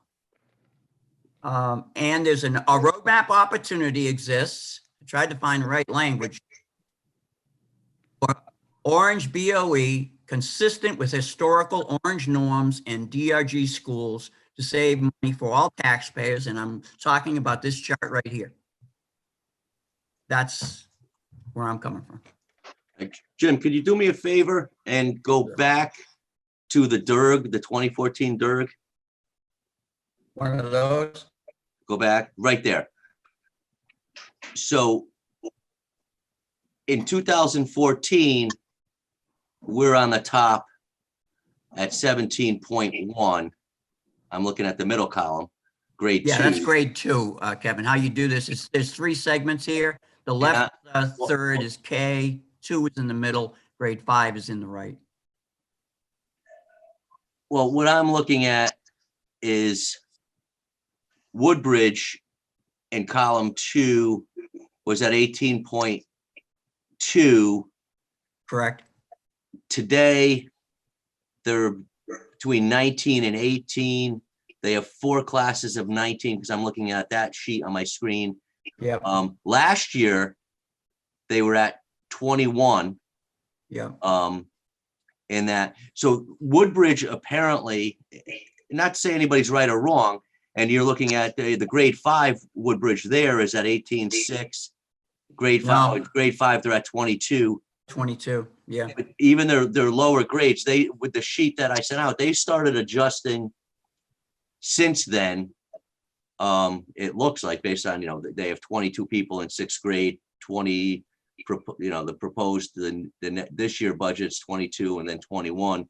But those class sizes are all bigger than ours by a significant amount, it appears, because we've been able to keep it, and we're currently at the current BOE proposed budget is at 17.4,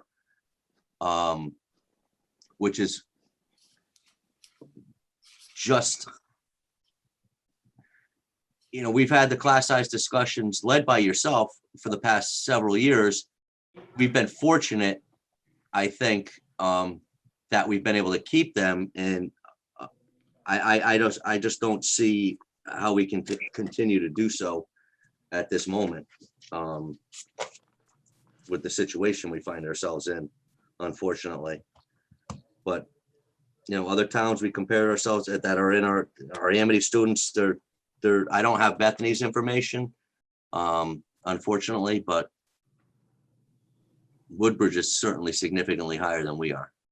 Well, you can look at it too. I mean, you can just pick at these towns that have these grade 5s. I mean, look at those numbers. I mean, I used to teach. You could have put 40 kids in my class. God bless America. Darien, 22.6, both in grade 2 and grade West Hartford, yeah. 6. Yeah, I mean, these are not, and somehow, and what's really interesting is you ask, I just don't know where it comes from. I know everybody's sensitive to it, but you go back to your own life and people kind of joke when you start talking about this, you eventually start talking about something else. And I'll invariably say, hey, Joe, what was your class size when you were a kid? Or Evan, whoever I'm with. And you start thinking 32, 28. I mean, there's a gal I run with who's got kids over at Amity, and how about this? She was in Brooklyn, and they had 32 kids in a class. And I was in Queens, and it was bordering on 40. So Pat, you know what she And you told turned me? out pretty well. So, Pretty good, yeah, Pat, you know what she told me? yeah. PTO in that area of Brooklyn took it upon themselves to send out a letter to every parent asking for $750 per student to support the educational system in their community. Yeah.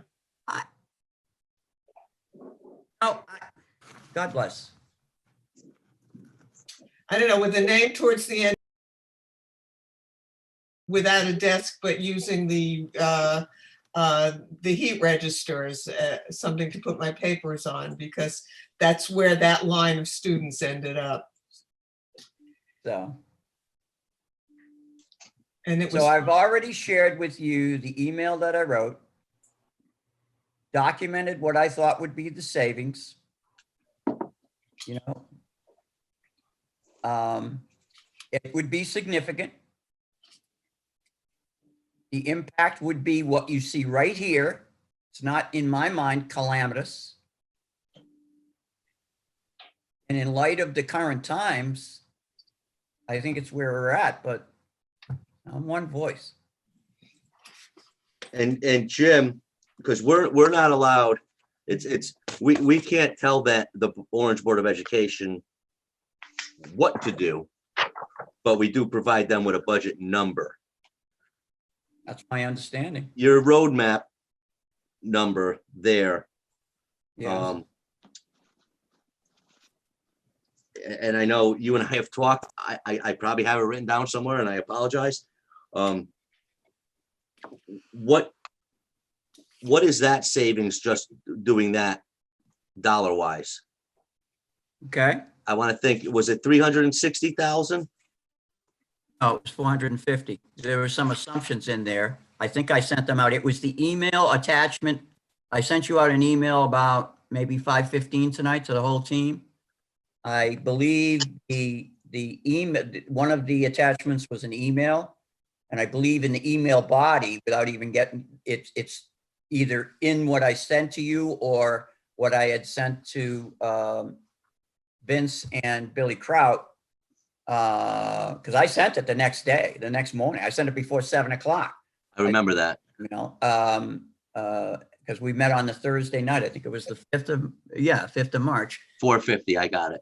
And I articulate, I said, I made an estimate of the salary.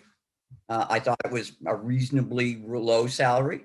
I took 1/3 of the salary as a guidance on benefits, and it started to get to a number, and then I put a couple of thousand miscellaneous, and then I just multiplied it out, and that's where I got 450,000.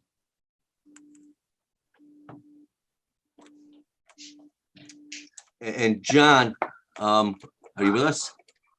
Yes. Sorry. Do we know of any current year savings the Board of Education has? Not to my knowledge, no. Okay. I'm not saying it's there, but I don't. I think know they're it's worth it. contractually obligated to pay the teachers. You know, the buildings, you know, there might be some utility savings, I would imagine. I don't know how significant it is. I think we're probably still paying the custodians and everyone, correct? They're working. Yeah. They're working. They're cleaning. They're doing repairs. He's trying to keep them busy, from what I know. He was even trying to use at one time, I believe, his security people to help with some of that also. But I'm not sure they're still working. But because of the orders coming down from Hartford, though, most of the people are being paid. Right. Oh, no, and I don't, and that's this whole thing Joe and I have been intimately involved with, the Paycheck Protection Program. That's really there, and that's why there's debt forgiveness, because the federal government wants to keep people off the unemployment rolls if possible, and hopefully when we open up, these businesses come back to life, and it is. And remember, the teachers are trying to teach the students at home. Oh, absolutely. I live with one. And I believe, I believe it's, they've probably spent some money on computers and infrastructure over there because nobody was prepared to have, 1,500 kids working from home with Right. teachers trying to teach them from home. And well, I know their IT department has been stretched, trying to keep teachers, kids, and parents working with their computers. When the kids were in school, they get the calls from the teachers that something was wrong. Now they're getting it from the teachers, the parents, and the students. So Yeah, no, Paul's going 24/7, I guess, right? no, not on our side. He's going 24/7 because of Munis. Oh, okay. I'm talking Well, about IT Paul- guys on the school side. Paul's Okay. on our call right now in case anything goes wrong. Yeah, It's right. 5 after 9 at night. The poor man's, Yeah. he's keeping the Past his town bedtime, business right? working. It's past his bedtime right now. True enough, but we're unpaid too. Right, but I'm just saying that there's a lot, those things that happen and those people are greatly appreciated. I mean, Paul's fantastic. So I know, Oh, it's great being a part of it. There's nothing better in the world than being part of a good team. No. So with that, the last part of our budget, I don't know, Jim, if you could put up your spreadsheet again as to where we are Yep, at the I know where current you want moment. going, Kev. Somewhere over here? Did the Amity, I'm sorry, the Orange Board of Ed, did they respond to your roadmap at all? I've heard crickets. Oh, Well, They let's have be a fair. meeting a week from Hold on. tonight. They did, but let's go back, Kevin. I think what was they requested after, and it didn't happen like immediately, but I know that, let me see. I know I went out to Albuquerque, well, whatever. Yeah, you got stuck there almost. Well, they canceled the NCAA Division I track meet, yeah. We were supposed to, refresh my memory, Kevin, but I think we were supposed to have a joint meeting. There was either some discussion or maybe even a date set, March 18th. March 18th, thank you. Right. Okay. Yeah, and that's, and it was the weekend of the, And I was leaving that morning, that's right, my flight was leaving the morning of the 18th. yeah, and the 15th, the 15th was a tax deadline, which that was a Sunday, it fell to Monday. The state of Connecticut acted, I'll never forget it, at 8 o'clock at night, saying we didn't have to file partnership and S corp returns. The federal government never reacted at that point and then retroactively moved everything to July. But that was the last weekend. I think the 13th, that Saturday, or the 12th was the last time I saw a person. Because other than that, we've been locked down. So you don't forget those days. yeah. Yeah, because I think it was the governor came out Monday, or we got shut down that week, so we could not have met. I'm just doing a calculation here, Kevin. I'll do whatever you want, but basically I'm taking that roadmap concept, trucking it down here, and then saying, okay, what does that do to life? Okay. Which would be a total of, I'm not sure what I should do. Because the reality here is we've all been working together, I think, very well for a long time, and nobody wants to harm anybody, and we're trying not to. But the reality of this situation we're in is, and as Jim know, I had a conversation with somebody at Amity, and one of my issues with their budget and any budget right now is they get their money from us, the people of the town of Orange who pay taxes, and they can just say, this is what we want. Anybody who's out there in I'll say the real world, you get your paycheck from somewhere. It's not automatic. It's not guaranteed revenue. Like taxes are pretty much guaranteed revenue. And for them to, as we discussed earlier tonight with the infrastructure and spending this 300,000, any of us, Joe, I'll speak for you because I know how you are, myself, PJ, we would not be spending this money on our own businesses in this economic times. We'd be waiting, just exactly like you guys said, Yeah. put on the brakes, let's wait.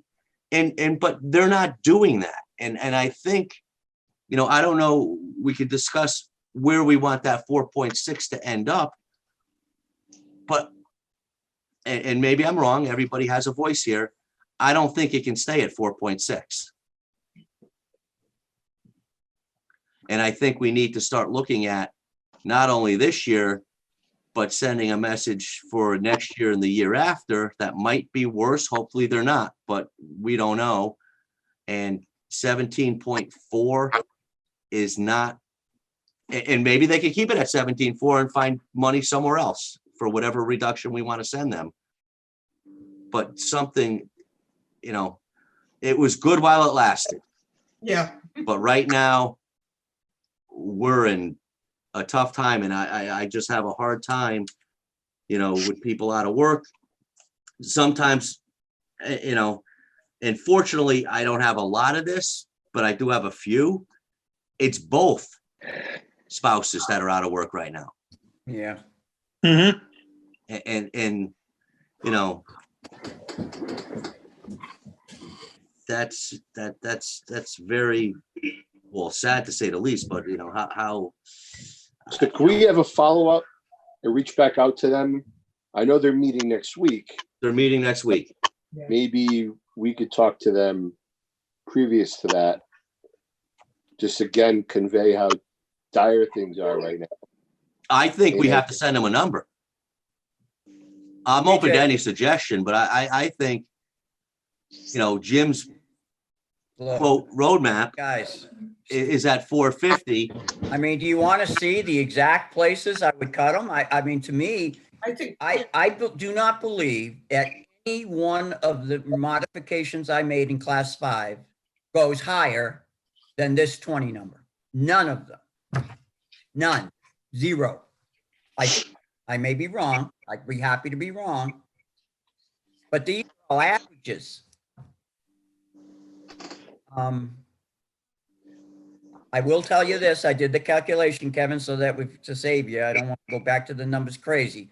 But if it is 450, and I already articulated how I got the 90,000 per times 5, that means that we have a spending increase of this. Remember, John's, means we're still going to be raising taxes, gang. Correct. Because we had 1.2 odd, we can figure out where that number is.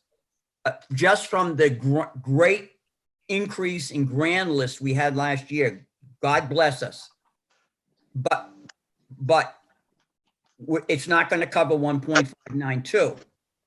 So there'll be, without it, if this was to happen, and we still had that with the increase, what happens in terms of the line item for the Board of Education, you go to 4.6 down to 2.34. I just took this number and subtracted the 450. That gave you the 512. I let Excel do the work. Okay. And so that would be their number. Okay. And that brings the 3 numbers kind of in line. All right. But we still have, and we're doing cuts. We've done 2 rounds of cuts from John. We talked about cuts in town hall, or whatever, town hall, town. And they're big. We know that the Amity added staff. We know if we go back, for example, in this very same document, not to wear people out, but let's just call a spade here. Okay, whoops, violation on me. But in the presentation we gave to Amity, right? Let me move you, Joe. I'm getting goofed up here. We mentioned to them, all I asked them, we gave them the same starting point, but I asked them for 3 over the last 15 years, what was your budget? What was your surplus? What was your number of students? How many people did you employ? FTEs, full-time equivalents. Now that does not mean teachers. That's people that are being paid by the school system. Okay. And then I did the analysis. All right. You can see the number of students. You can see the number of full-time equivalents. You can then divide the two and you're going to see that the number of students per FTE has had a 16% drop since its highest point to its near-term lowest point. You can see that we've had budget increases of 2.38%. They have low, they have high, these are the numbers. But that was an average. But I would remind you that particularly when you have surpluses, budget to budget increases is not where the name of the game is at. It says here's the surpluses. Now, what you see on this graph, if you go back, Joe, to when I was in your job over there as our representative at Amity, 2005 to 2009, the surpluses were reasonably low. But we've had over 2-3 million, like as a matter of course recently. So what does that mean? What this means is if, and this is the chart that makes you really say, what? And so let's take a moment to understand this chart. 2 in each fiscal year means this was the budget increase. So for example, in this particular year, 16-17, we increased the budget at Amity 933,357. Okay. And there's a percentage, we'll show you that in a second. At the end of the year, that same year, we had a surplus of 793,500. Now let's think about that. That says that in the prior year, we had an increase of 933. We had a surplus more than our increase. Wait a second, what does that mean? That means that we not only could have got by with the prior year's budget, but that difference between the blue and the orange was what we also didn't need. Was that an aberration? Well, you tell me, that's the data. It's not an aberration. In fact, in the last 10 years, the budget surplus as a number has been greater than the budget increase requested. And every year, when we request the budget and I say, well, can you reduce it a little bit? Can't do that. Now, if it happened one time, 2 times, it's the facts. These are the data. And we got a This is what large we check do. last year, and even with their excess spending this year on technology and whatnot, we know we're still gonna end up, they're just under 600, our budgeted 300 returning to us. Yeah. And we're not in May or June yet, where Jim, as every year you track the data, you show it explodes, and it does. Last year, weren't we lower than this last year and it really took off? I don't remember, but I was nervous last year around this time. Yeah. And that's why, you know, having this indiscriminate use of fund balance during the year is just not the right way to operate. And it isn't the way we've been operating. I don't understand what the administration is doing over there. I mean, we have a process. I don't understand why we're not following it. Shots, Kevin, I'll get off the stage here. Can I say something? Of Go ahead, course. John. Could we go back, Jim, to my expense report that you had where you took the 450,000 out? Yes, sir. And maybe I'm wrong, but let me put that out there without doing the calculation, and my mind's getting a little tired right now. If you take that 450,000 out, we leave 1.6 million, let's say, as a budget increase. Yeah. And we're saying we're saying the taxes, keeping the mill rate the same, would raise 1.2 million. Correct. Then we're saying we're going to take 300 out of fund balance and 300 from Amity. So that would be another 600,000. So No, what, that then even itself off? Oh, I see what you're saying, Kev. I'm sorry, go ahead. I don't think, because he's taken, we already have the revenue line already has that 600,000 in it, right? Because we're not just talking the Correct. taxes. Correct. Yeah, you've got the that So we goes- have a spending increase of Right. 1.592 if we reduce them by 450. And our revenue is, we would have Oh, to but adjust. some of our other revenues went up and down, so that's not true. You're right. You good, John? Yeah. Okay, thank you. If our teamwork. other revenues stayed consistent, we would be right, but our other revenues haven't. Actually, you could see it right there on the other revenue. We Oh, went down a little bit there, though it might not be that bad. I'd have to work the number to see, doing my calculation. Well, we can certainly agree that going back to the expending side, we know that we've talked about 2 million. The impact of the roadmap would be to get that to this number here, and what that would mean if you subtracted that from this budget item, and what that would mean for a percentage increase there. Right? You've seen in the email that I sent you in the file, so you can just open up this file, and if you want me to do it right here, right now, I'll be happy to. That would mean specifically for specific. Jim, can I just see the second yellow right here? Just go down a little bit so I can see the first line. No, other way, Oh, okay. other way, up, I guess. Well, you said down, so yeah, it's gonna go up. Okay, that's 69,243. Now go to our revenue page.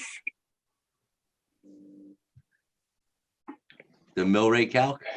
29218. Joe, keep it fair there, man, okay? I got you. I'm on top of it. 218. So there's the 68,218 right there, Jody. Okay, so now you want to go over to the left and up to Yeah. the top on that page. Yep. Go up to like almost A1.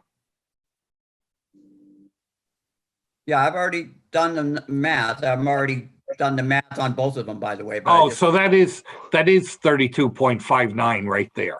That's correct. Right. No, 32.59, John, is That's last year's. this what you drove? 3296. Yeah, but I Yeah. want to change that number to what it was last year and then plug it in on the other sheet to see what our difference is.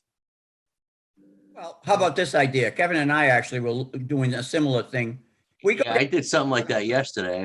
yeah. I have a If we million go down to files on my this, John, we're over on your left, and I really like that whoever created this, we know the value of what 1 mil is 2 million, okay? Right. Right. So if we are, let's just say, 400,000 off, 400,000 being roughly the difference that we had over here, all right? Where we had 1.6 million, so let's just say it's 1.6, not 1.592. Right. The other one you already did the calculation where it's 1.2 that we got from just the grand list increase. So Right. we're missing 400,000, agreed?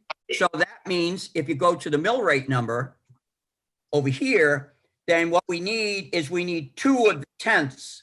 We could get each one tenth of this number is 211,000. So basically 2 of those decimal points will get us to that point, which you go back up here, and you can almost say, okay, that sounds like it'll be 3279. I mean, that would be rough. Okay. All right. All And right. maybe we can't do that tonight and shouldn't do it tonight, but I think as from a grenade close type of situation, I think that'll get you there. Yeah, because I had a 32.8 mill rate for something for. Yeah, some that's what you reduction. did with me over the weekend, Yeah. Kevin, and that's pretty close to 3279. Okay. Yep. It's all good, Joe. Oh, good. Oh, God. So, yeah, we it's almost, if you, oh, I apologize, guys. I'm not doing this well for you. I could do better. John, you can yell at me again. Oh, I didn't see that one. Jesus, Jesus. Inside joke, guys, women. Pat, I catch the drinking though.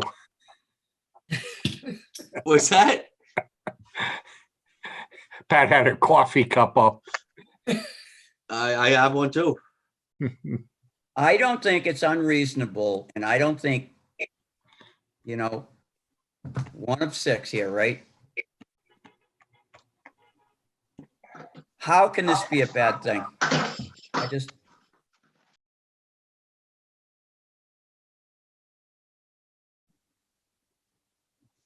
I'm more worried about budget seasons, frankly, than the impact of this. Yeah,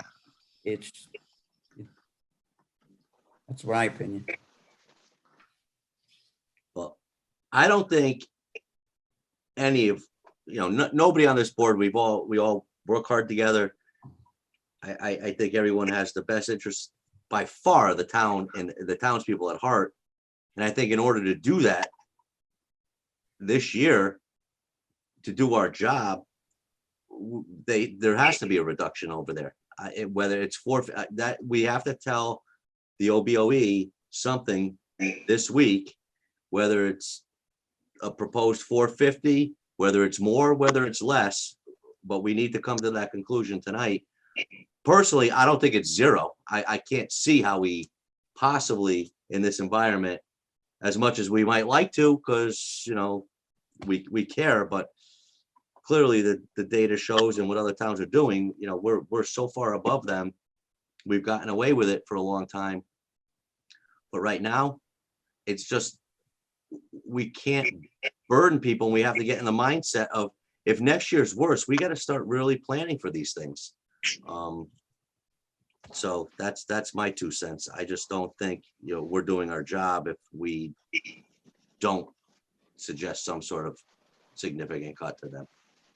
I'd like to hear other people's voices. Pat, you got something you? Yeah, I'm just wondering to work the numbers back to what we need to get to a zero increase, and then essentially propose that number. In other words, if we need to take 450,000 off to get to a zero increase in mill rate, then that should be the number.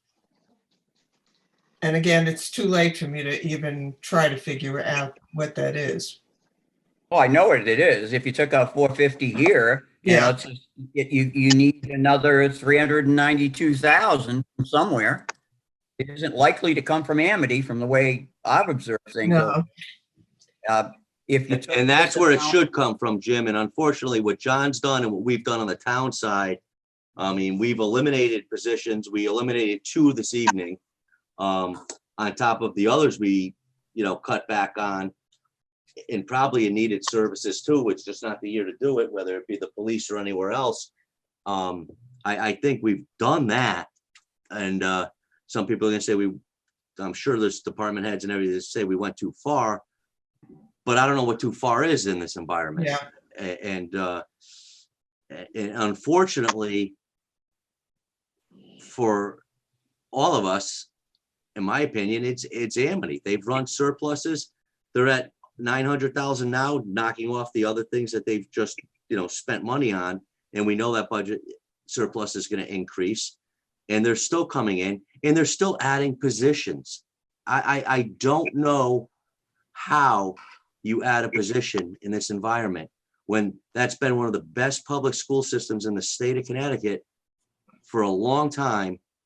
So if you've gotten by without those positions, why do you need them this year of all years? I can't even, I personally can't comprehend that. And I'll probably get, people calling me or emailing me tomorrow on this comment, but I'll stand by that. I just don't see how you do that. John, you deflected me a little bit, but there was one other chart I wanted to show that I mentioned in regards to Amity, and I think we got this far. So let's just close the loop on this chart. So what we were saying earlier, just looking at what we funded an increase, and each year, 9 out of the last 10 times, just this one year where it was slightly of, think about it. You could have not just run the school system without the budget increase, you would have had a significant money left over. You still would have had a surplus, yeah. And what that means is you come into the budget season saying 0% increase. Imagine this. We'll take a 0% increase and we're still gonna save money. Now, how has anybody heard that in the last 10 years? Well, that's what this chart is telling you you could have said. Yeah. And the final one I wanted to mention is this. You have to be thinking not budget to budget. So we're, for example, and this is a chart I just stole, so I didn't have to create another one. When you go to 48.4 million to 49 million from 17, 18 to 18, 19, you can advertise that as $587,000 increase, 1.2%. Because you're hearing from people, good and just people, oh, Amity's percents have been low. But wait a minute. If you only had really spent 45.3 that year, which is what you did, and you then say, well, what's 43.2 million plus this 587,000? I actually increased by 8%. Now, similarly, you go and you do that for follow-on years. So the point is, we can do the math and we can make sure we get it right. But there's two ways of looking at increases, from budget to budget, or from what you actually spent last year to what you're saying you're needing for the following year. And when you do the math, earlier I mentioned that from budget to budget, it was 2.38% on average. But when you do actuals to budget, you're in the 5.5 range, from between 5 and 6 on average. There's the data. Now, you can have your own opinion, but you can't have your own facts, as they say. These are the facts. Kevin, to your point, yeah, this has been going on a long time. I mean, I'm always hearing about the, God bless it. You never know, we'll need $1 million for this, that, and the other thing, special ed, whatever. But this has been going on a long time.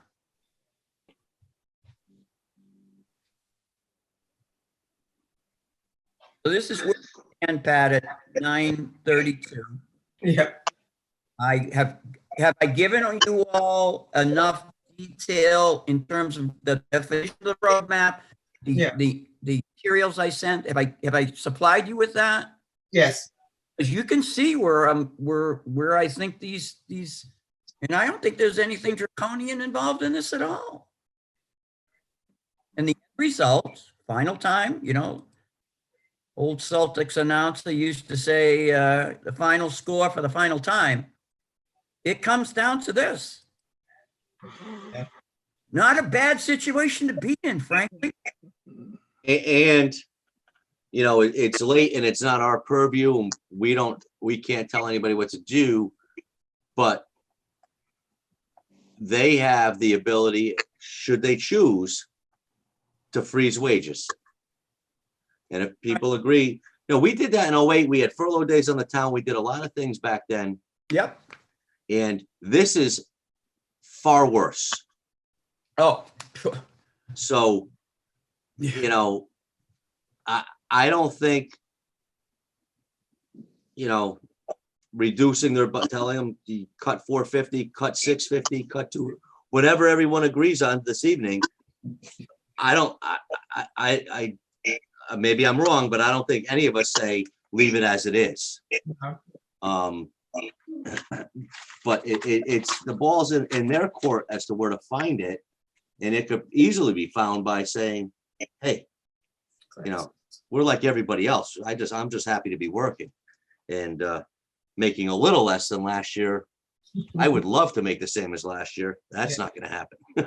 You know, but it's a whole new spectrum of everything, and I don't know, you know, so we need to feel everybody out now and say, all right, what's a number for a reduction on their side? Or if you don't believe we should reduce them. But I don't see how we don't. Let's get everybody's kind of weighing in. PJ, Kevin, Joe, we haven't Jim, heard. could you put the slide up that shows by taking the 450 out, what is the increase to the Board of Ed's budget? Right here, 512,000. 2.34%. Yeah, and hey, It's health just like insurance. our town, when we look at what has happened to us, almost every, you see that 812 there?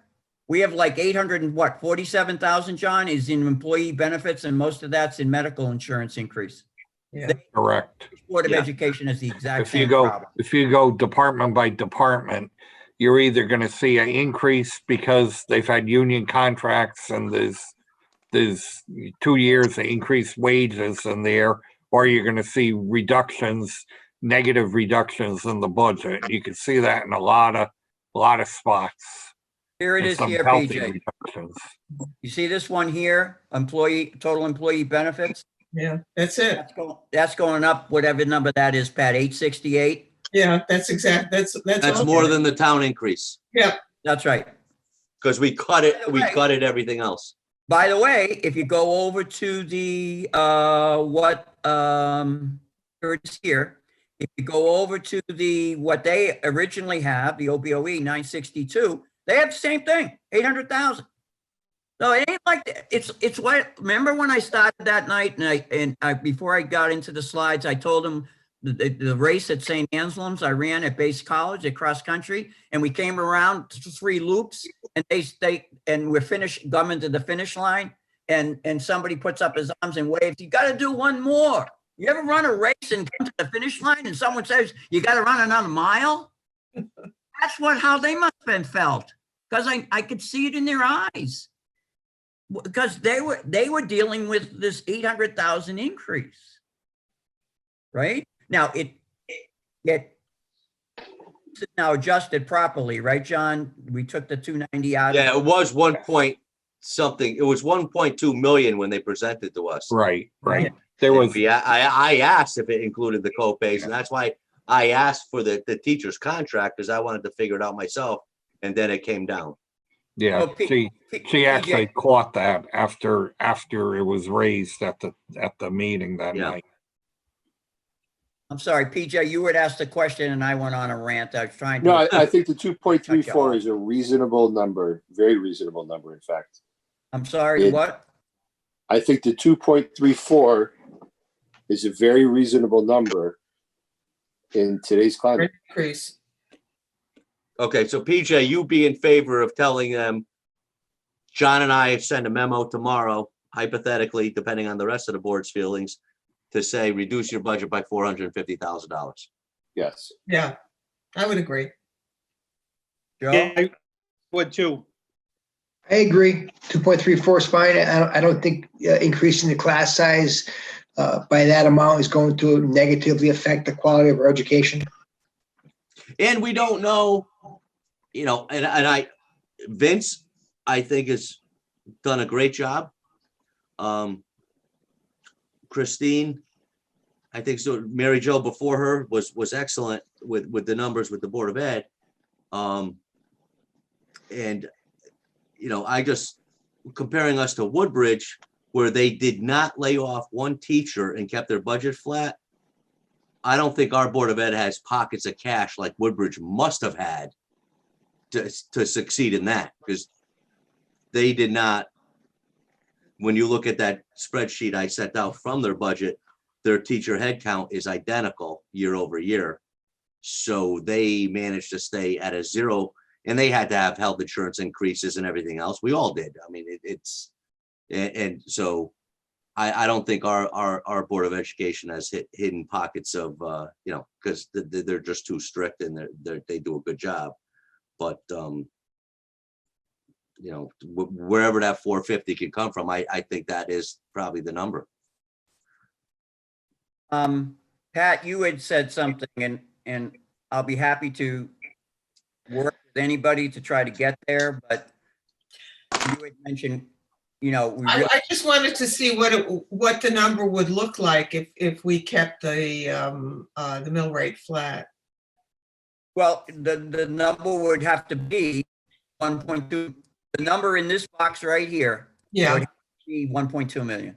okay, got it. So, To answer your question a different way, if we could not, and this would be rough, but it would be pretty grenade close. I'm throwing from about 10 yards here, okay?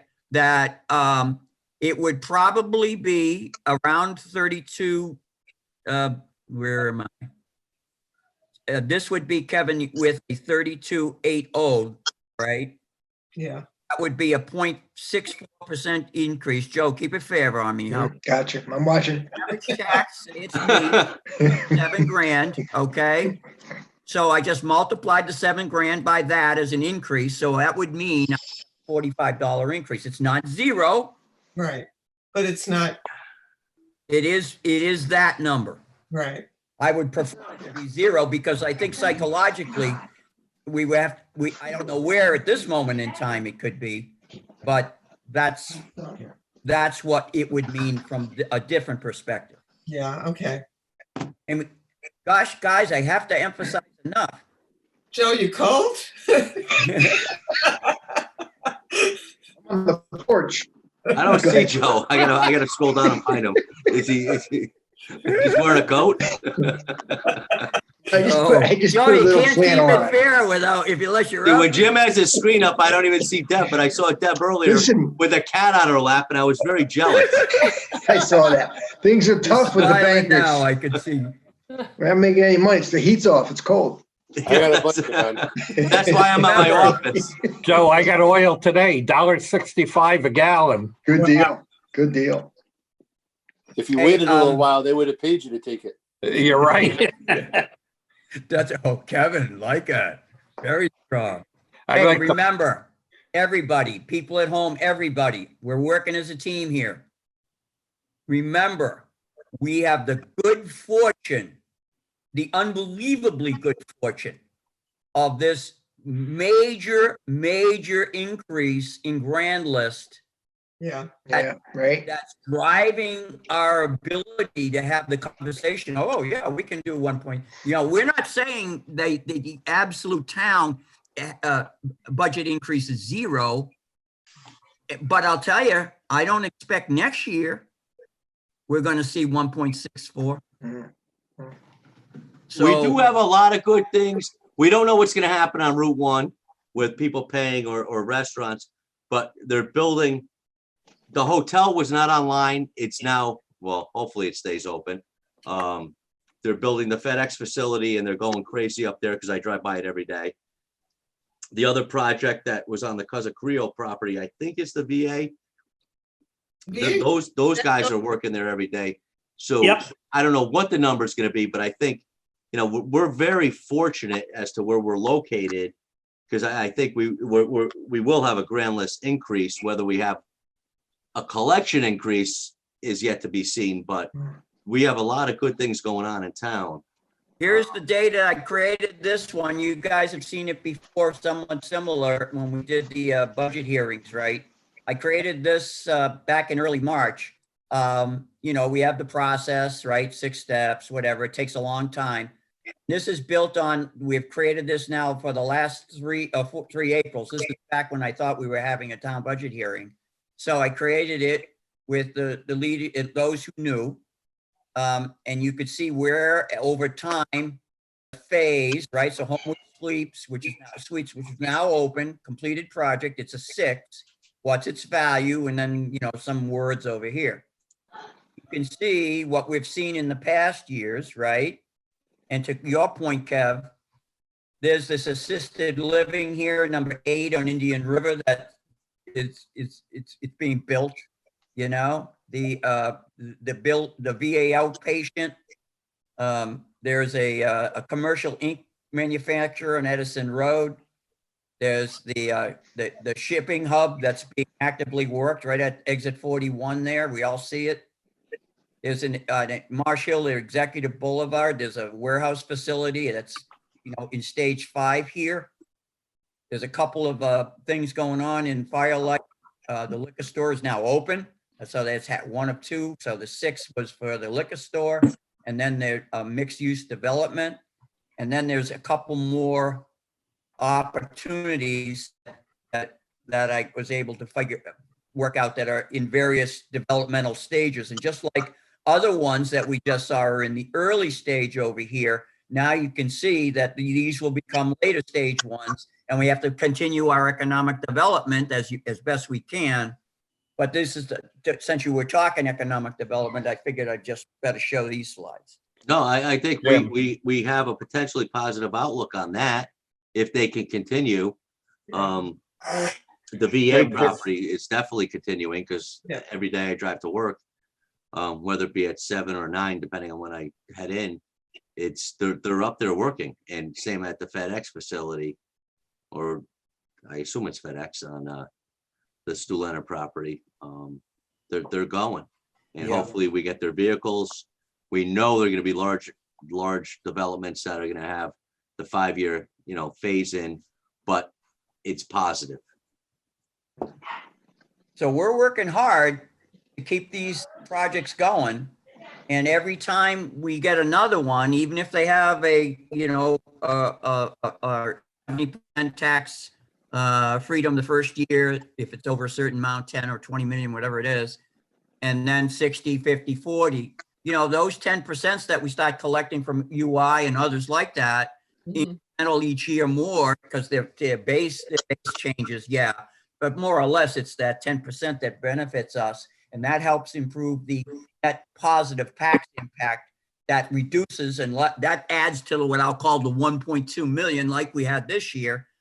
Thank the Lord we do. And I just want us to understand how that all, remind ourselves maybe, that's how it kind of ties together.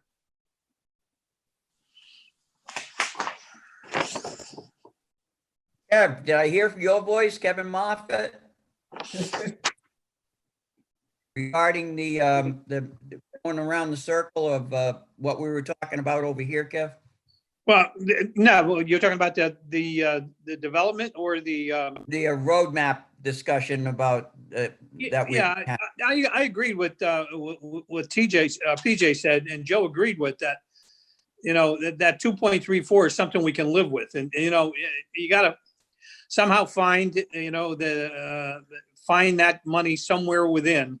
And to other Kevin's point, the thing that really, I think, frosts all of us is the fact that, it's like Amity is in a bubble and we can't touch it. And we're not talking about destroying them. We're just trying to act, they seem, regardless of who the superintendent is, regardless of who's on the board over there, they seem to have working orders that, let's push this balloon any way we can every single year, because eventually we're going to get what we want.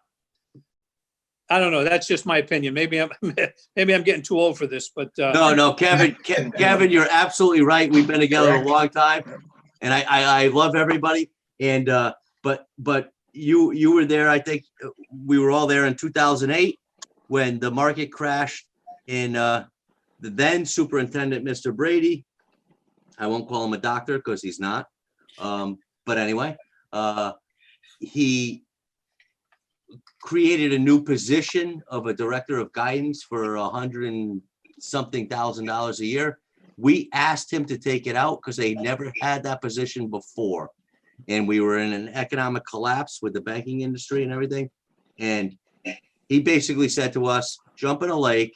We have our own referendum. He left the position in there, and it's still there today, which it is what it is. But our history being here, and I think our experience, and I believe all of us do the taxpayers of Orange justice, and I thank them for putting us here. But I don't know how you do that, and I don't know how the current superintendent is adding positions this year. I get it in January. if that's what you thought you needed, and it was for a good cause and a good reason. But everything that's happened since then and your budget has not changed Hmm. in this environment, I just find that, Yeah. I'm gonna be polite because, we're on OGAT and, people will watch this, but I just don't know how you do that. Because none of us in the private sector would ever do that, ever.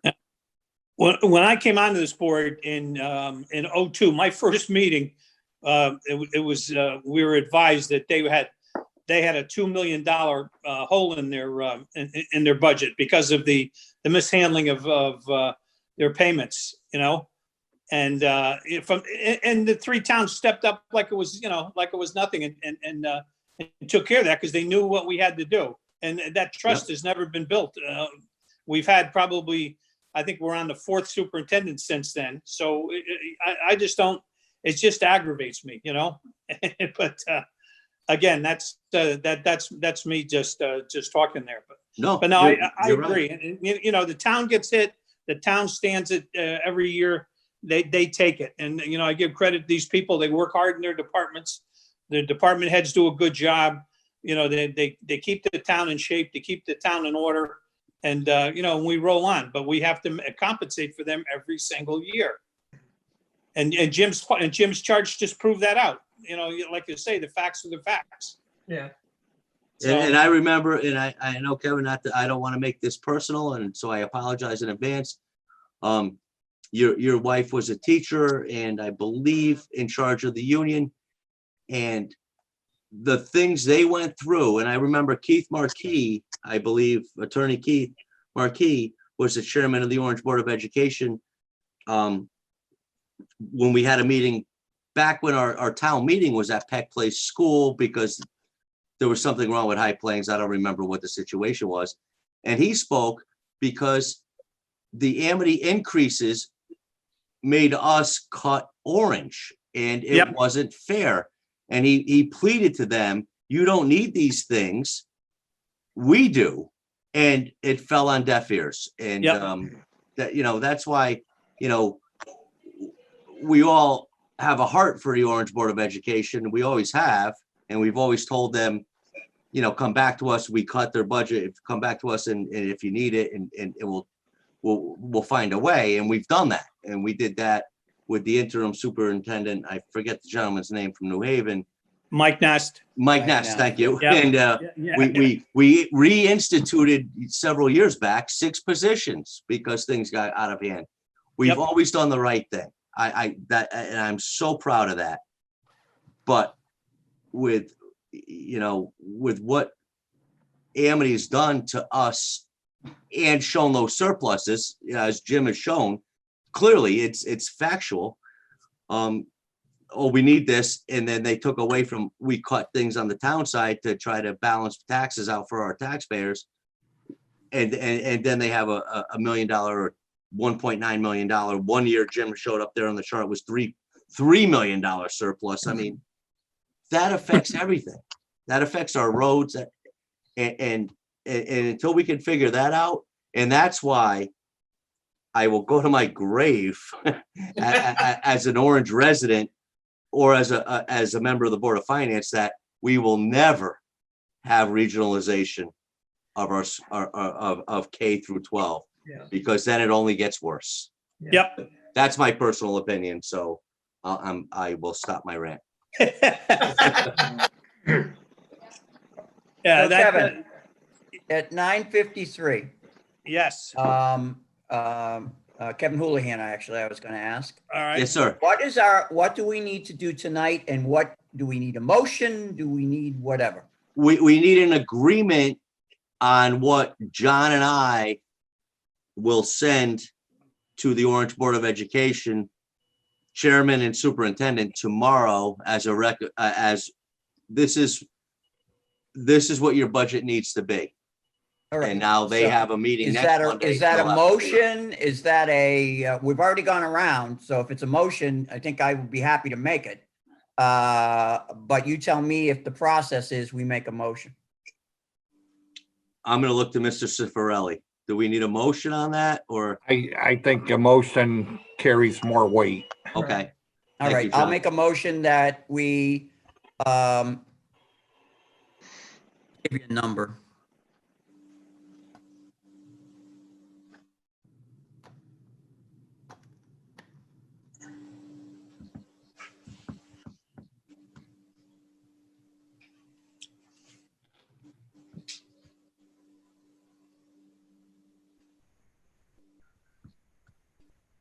Okay. I make a motion that we approve a budget for the Orange Board of Education in the amount of 21,414,585. John, keep it, Joe, everybody, keep it fair there. You can see it's D137 here, which should Yep. be this number right here, which I believe is the right one, John. Right, And then I subtracted from that 450,000. right. So I pretty sure that what I'm going to highlight here in light blue, all right, and bold it, is the right number. So I propose a motion that we agree to fund the Orange Board of Education for fiscal year 2021, 414,585. I'll second that. Okay, is there any further discussion on that? Okay, all those in favor? Aye. Aye. Aye. Opposed, abstained, unanimous. Thank you. That's where we are. So John, you and I, whatever, if we have to have a conference call with Vince tomorrow or a memo, however you want to handle it, I'll be at my office. All right. Do you want me to? Just don't call me before 8:30. Okay, why don't you call me when you're ready? Okay. All right. All right, team, here's what I'm going to do. And I Jim, will- in the meantime, I don't mean to cut you off, but John, Go ahead. have you received any more email questions or anything from the public? Jim, you have to give me back my screen so I could check. Yep.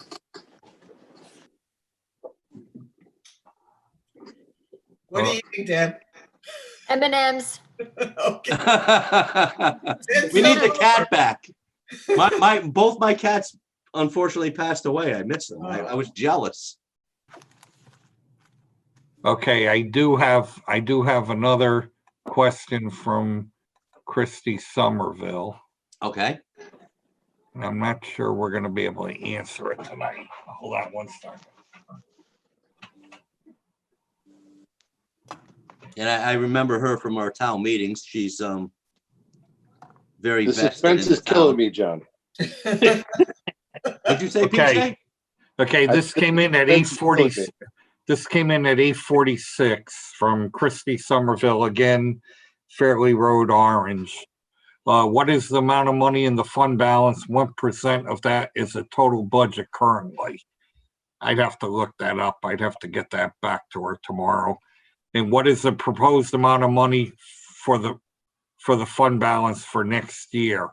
I'm not sure if she means what we estimate it to be next year or what we're taking out for the budget next year. And then she says, given concerns about COVID-19 and the ability of people to pay taxes and other living expenses, can money from the fund balance be used for some of the one-time expenses that are requested in the 2020-21 budget? This would reduce the 2.83 proposed increase, which would help all taxpayers in general. I believe the intent of the fund balance is for emergency needs. The taxpayers have been generous in providing such a large fund balance. Now may be the time to spend some of it if more cuts cannot be gained from Amity or Orange Elementary schools. Well, Okay. I I appreciate her, and actually, she prompted a few years ago that led to the work being done, that led to the development of this process. Oh, I guess we're not looking at it now. So these are good questions, and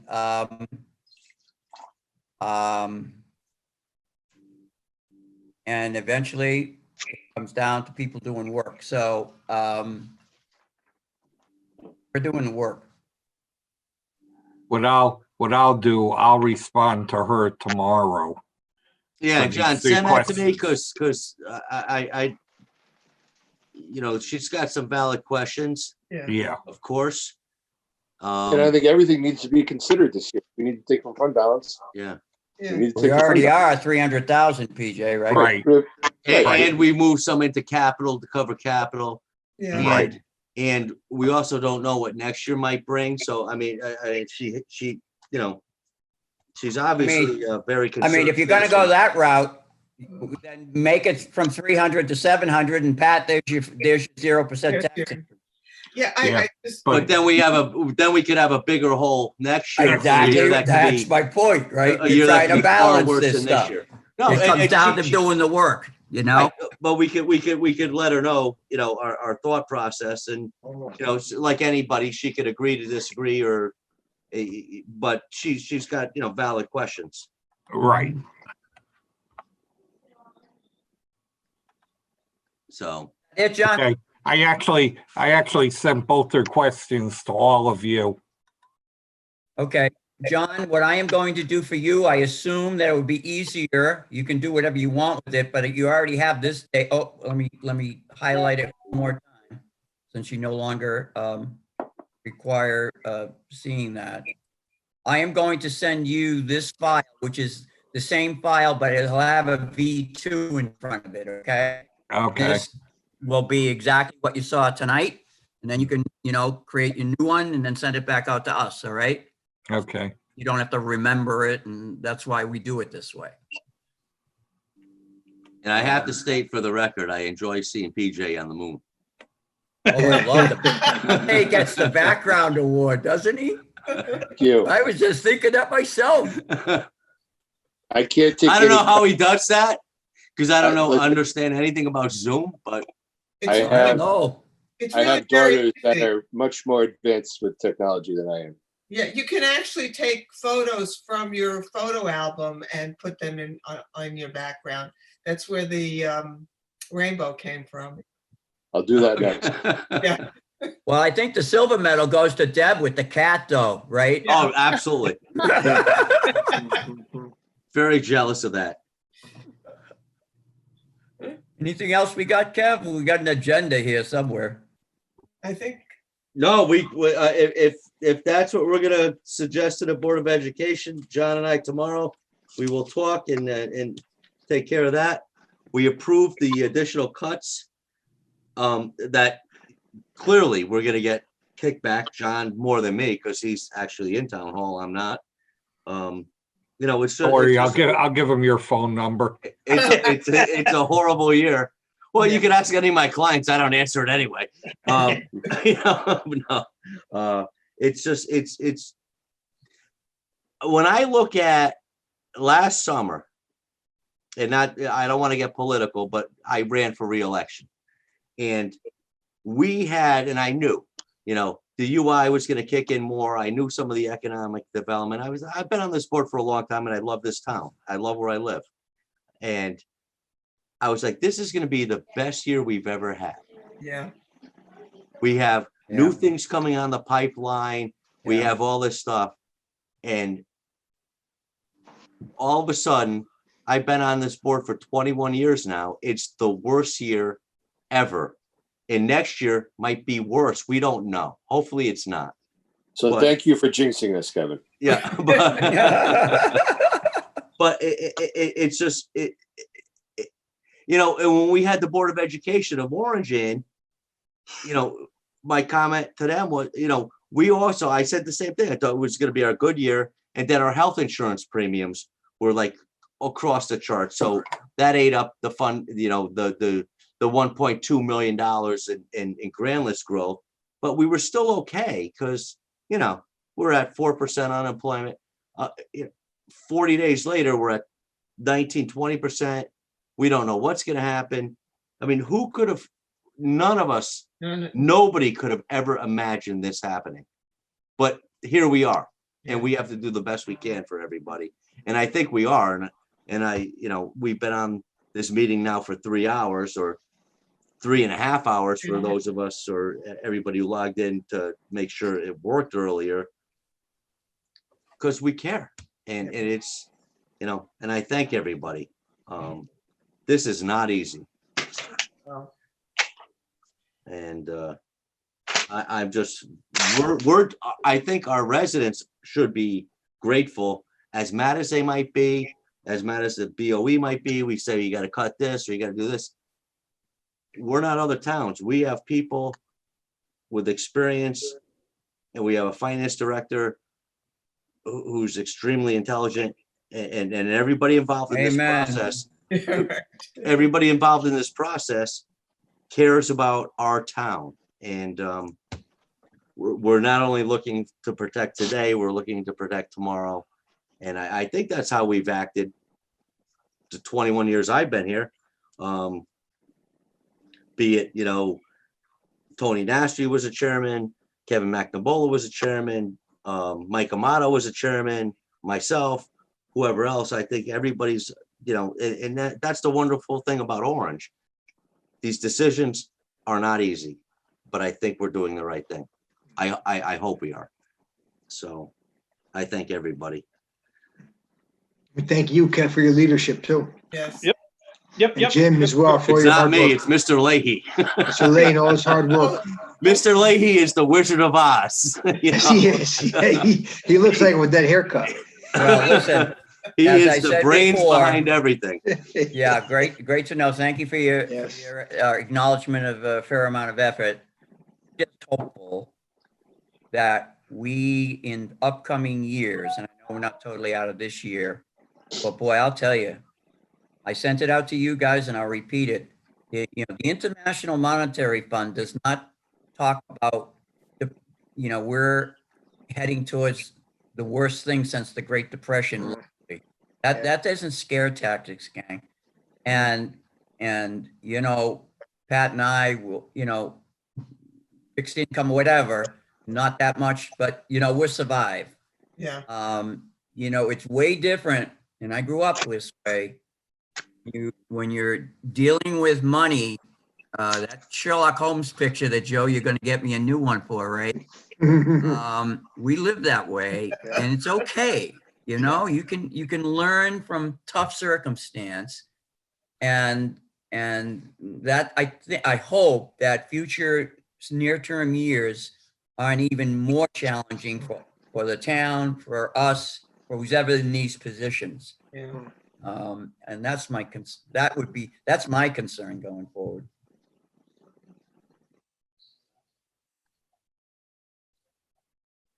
Well, I have to say, as the newbie on the board, I'm continuously impressed every meeting with the work that's being done and the thought power behind all of the decisions that are being made. And I'm very proud to be part of this.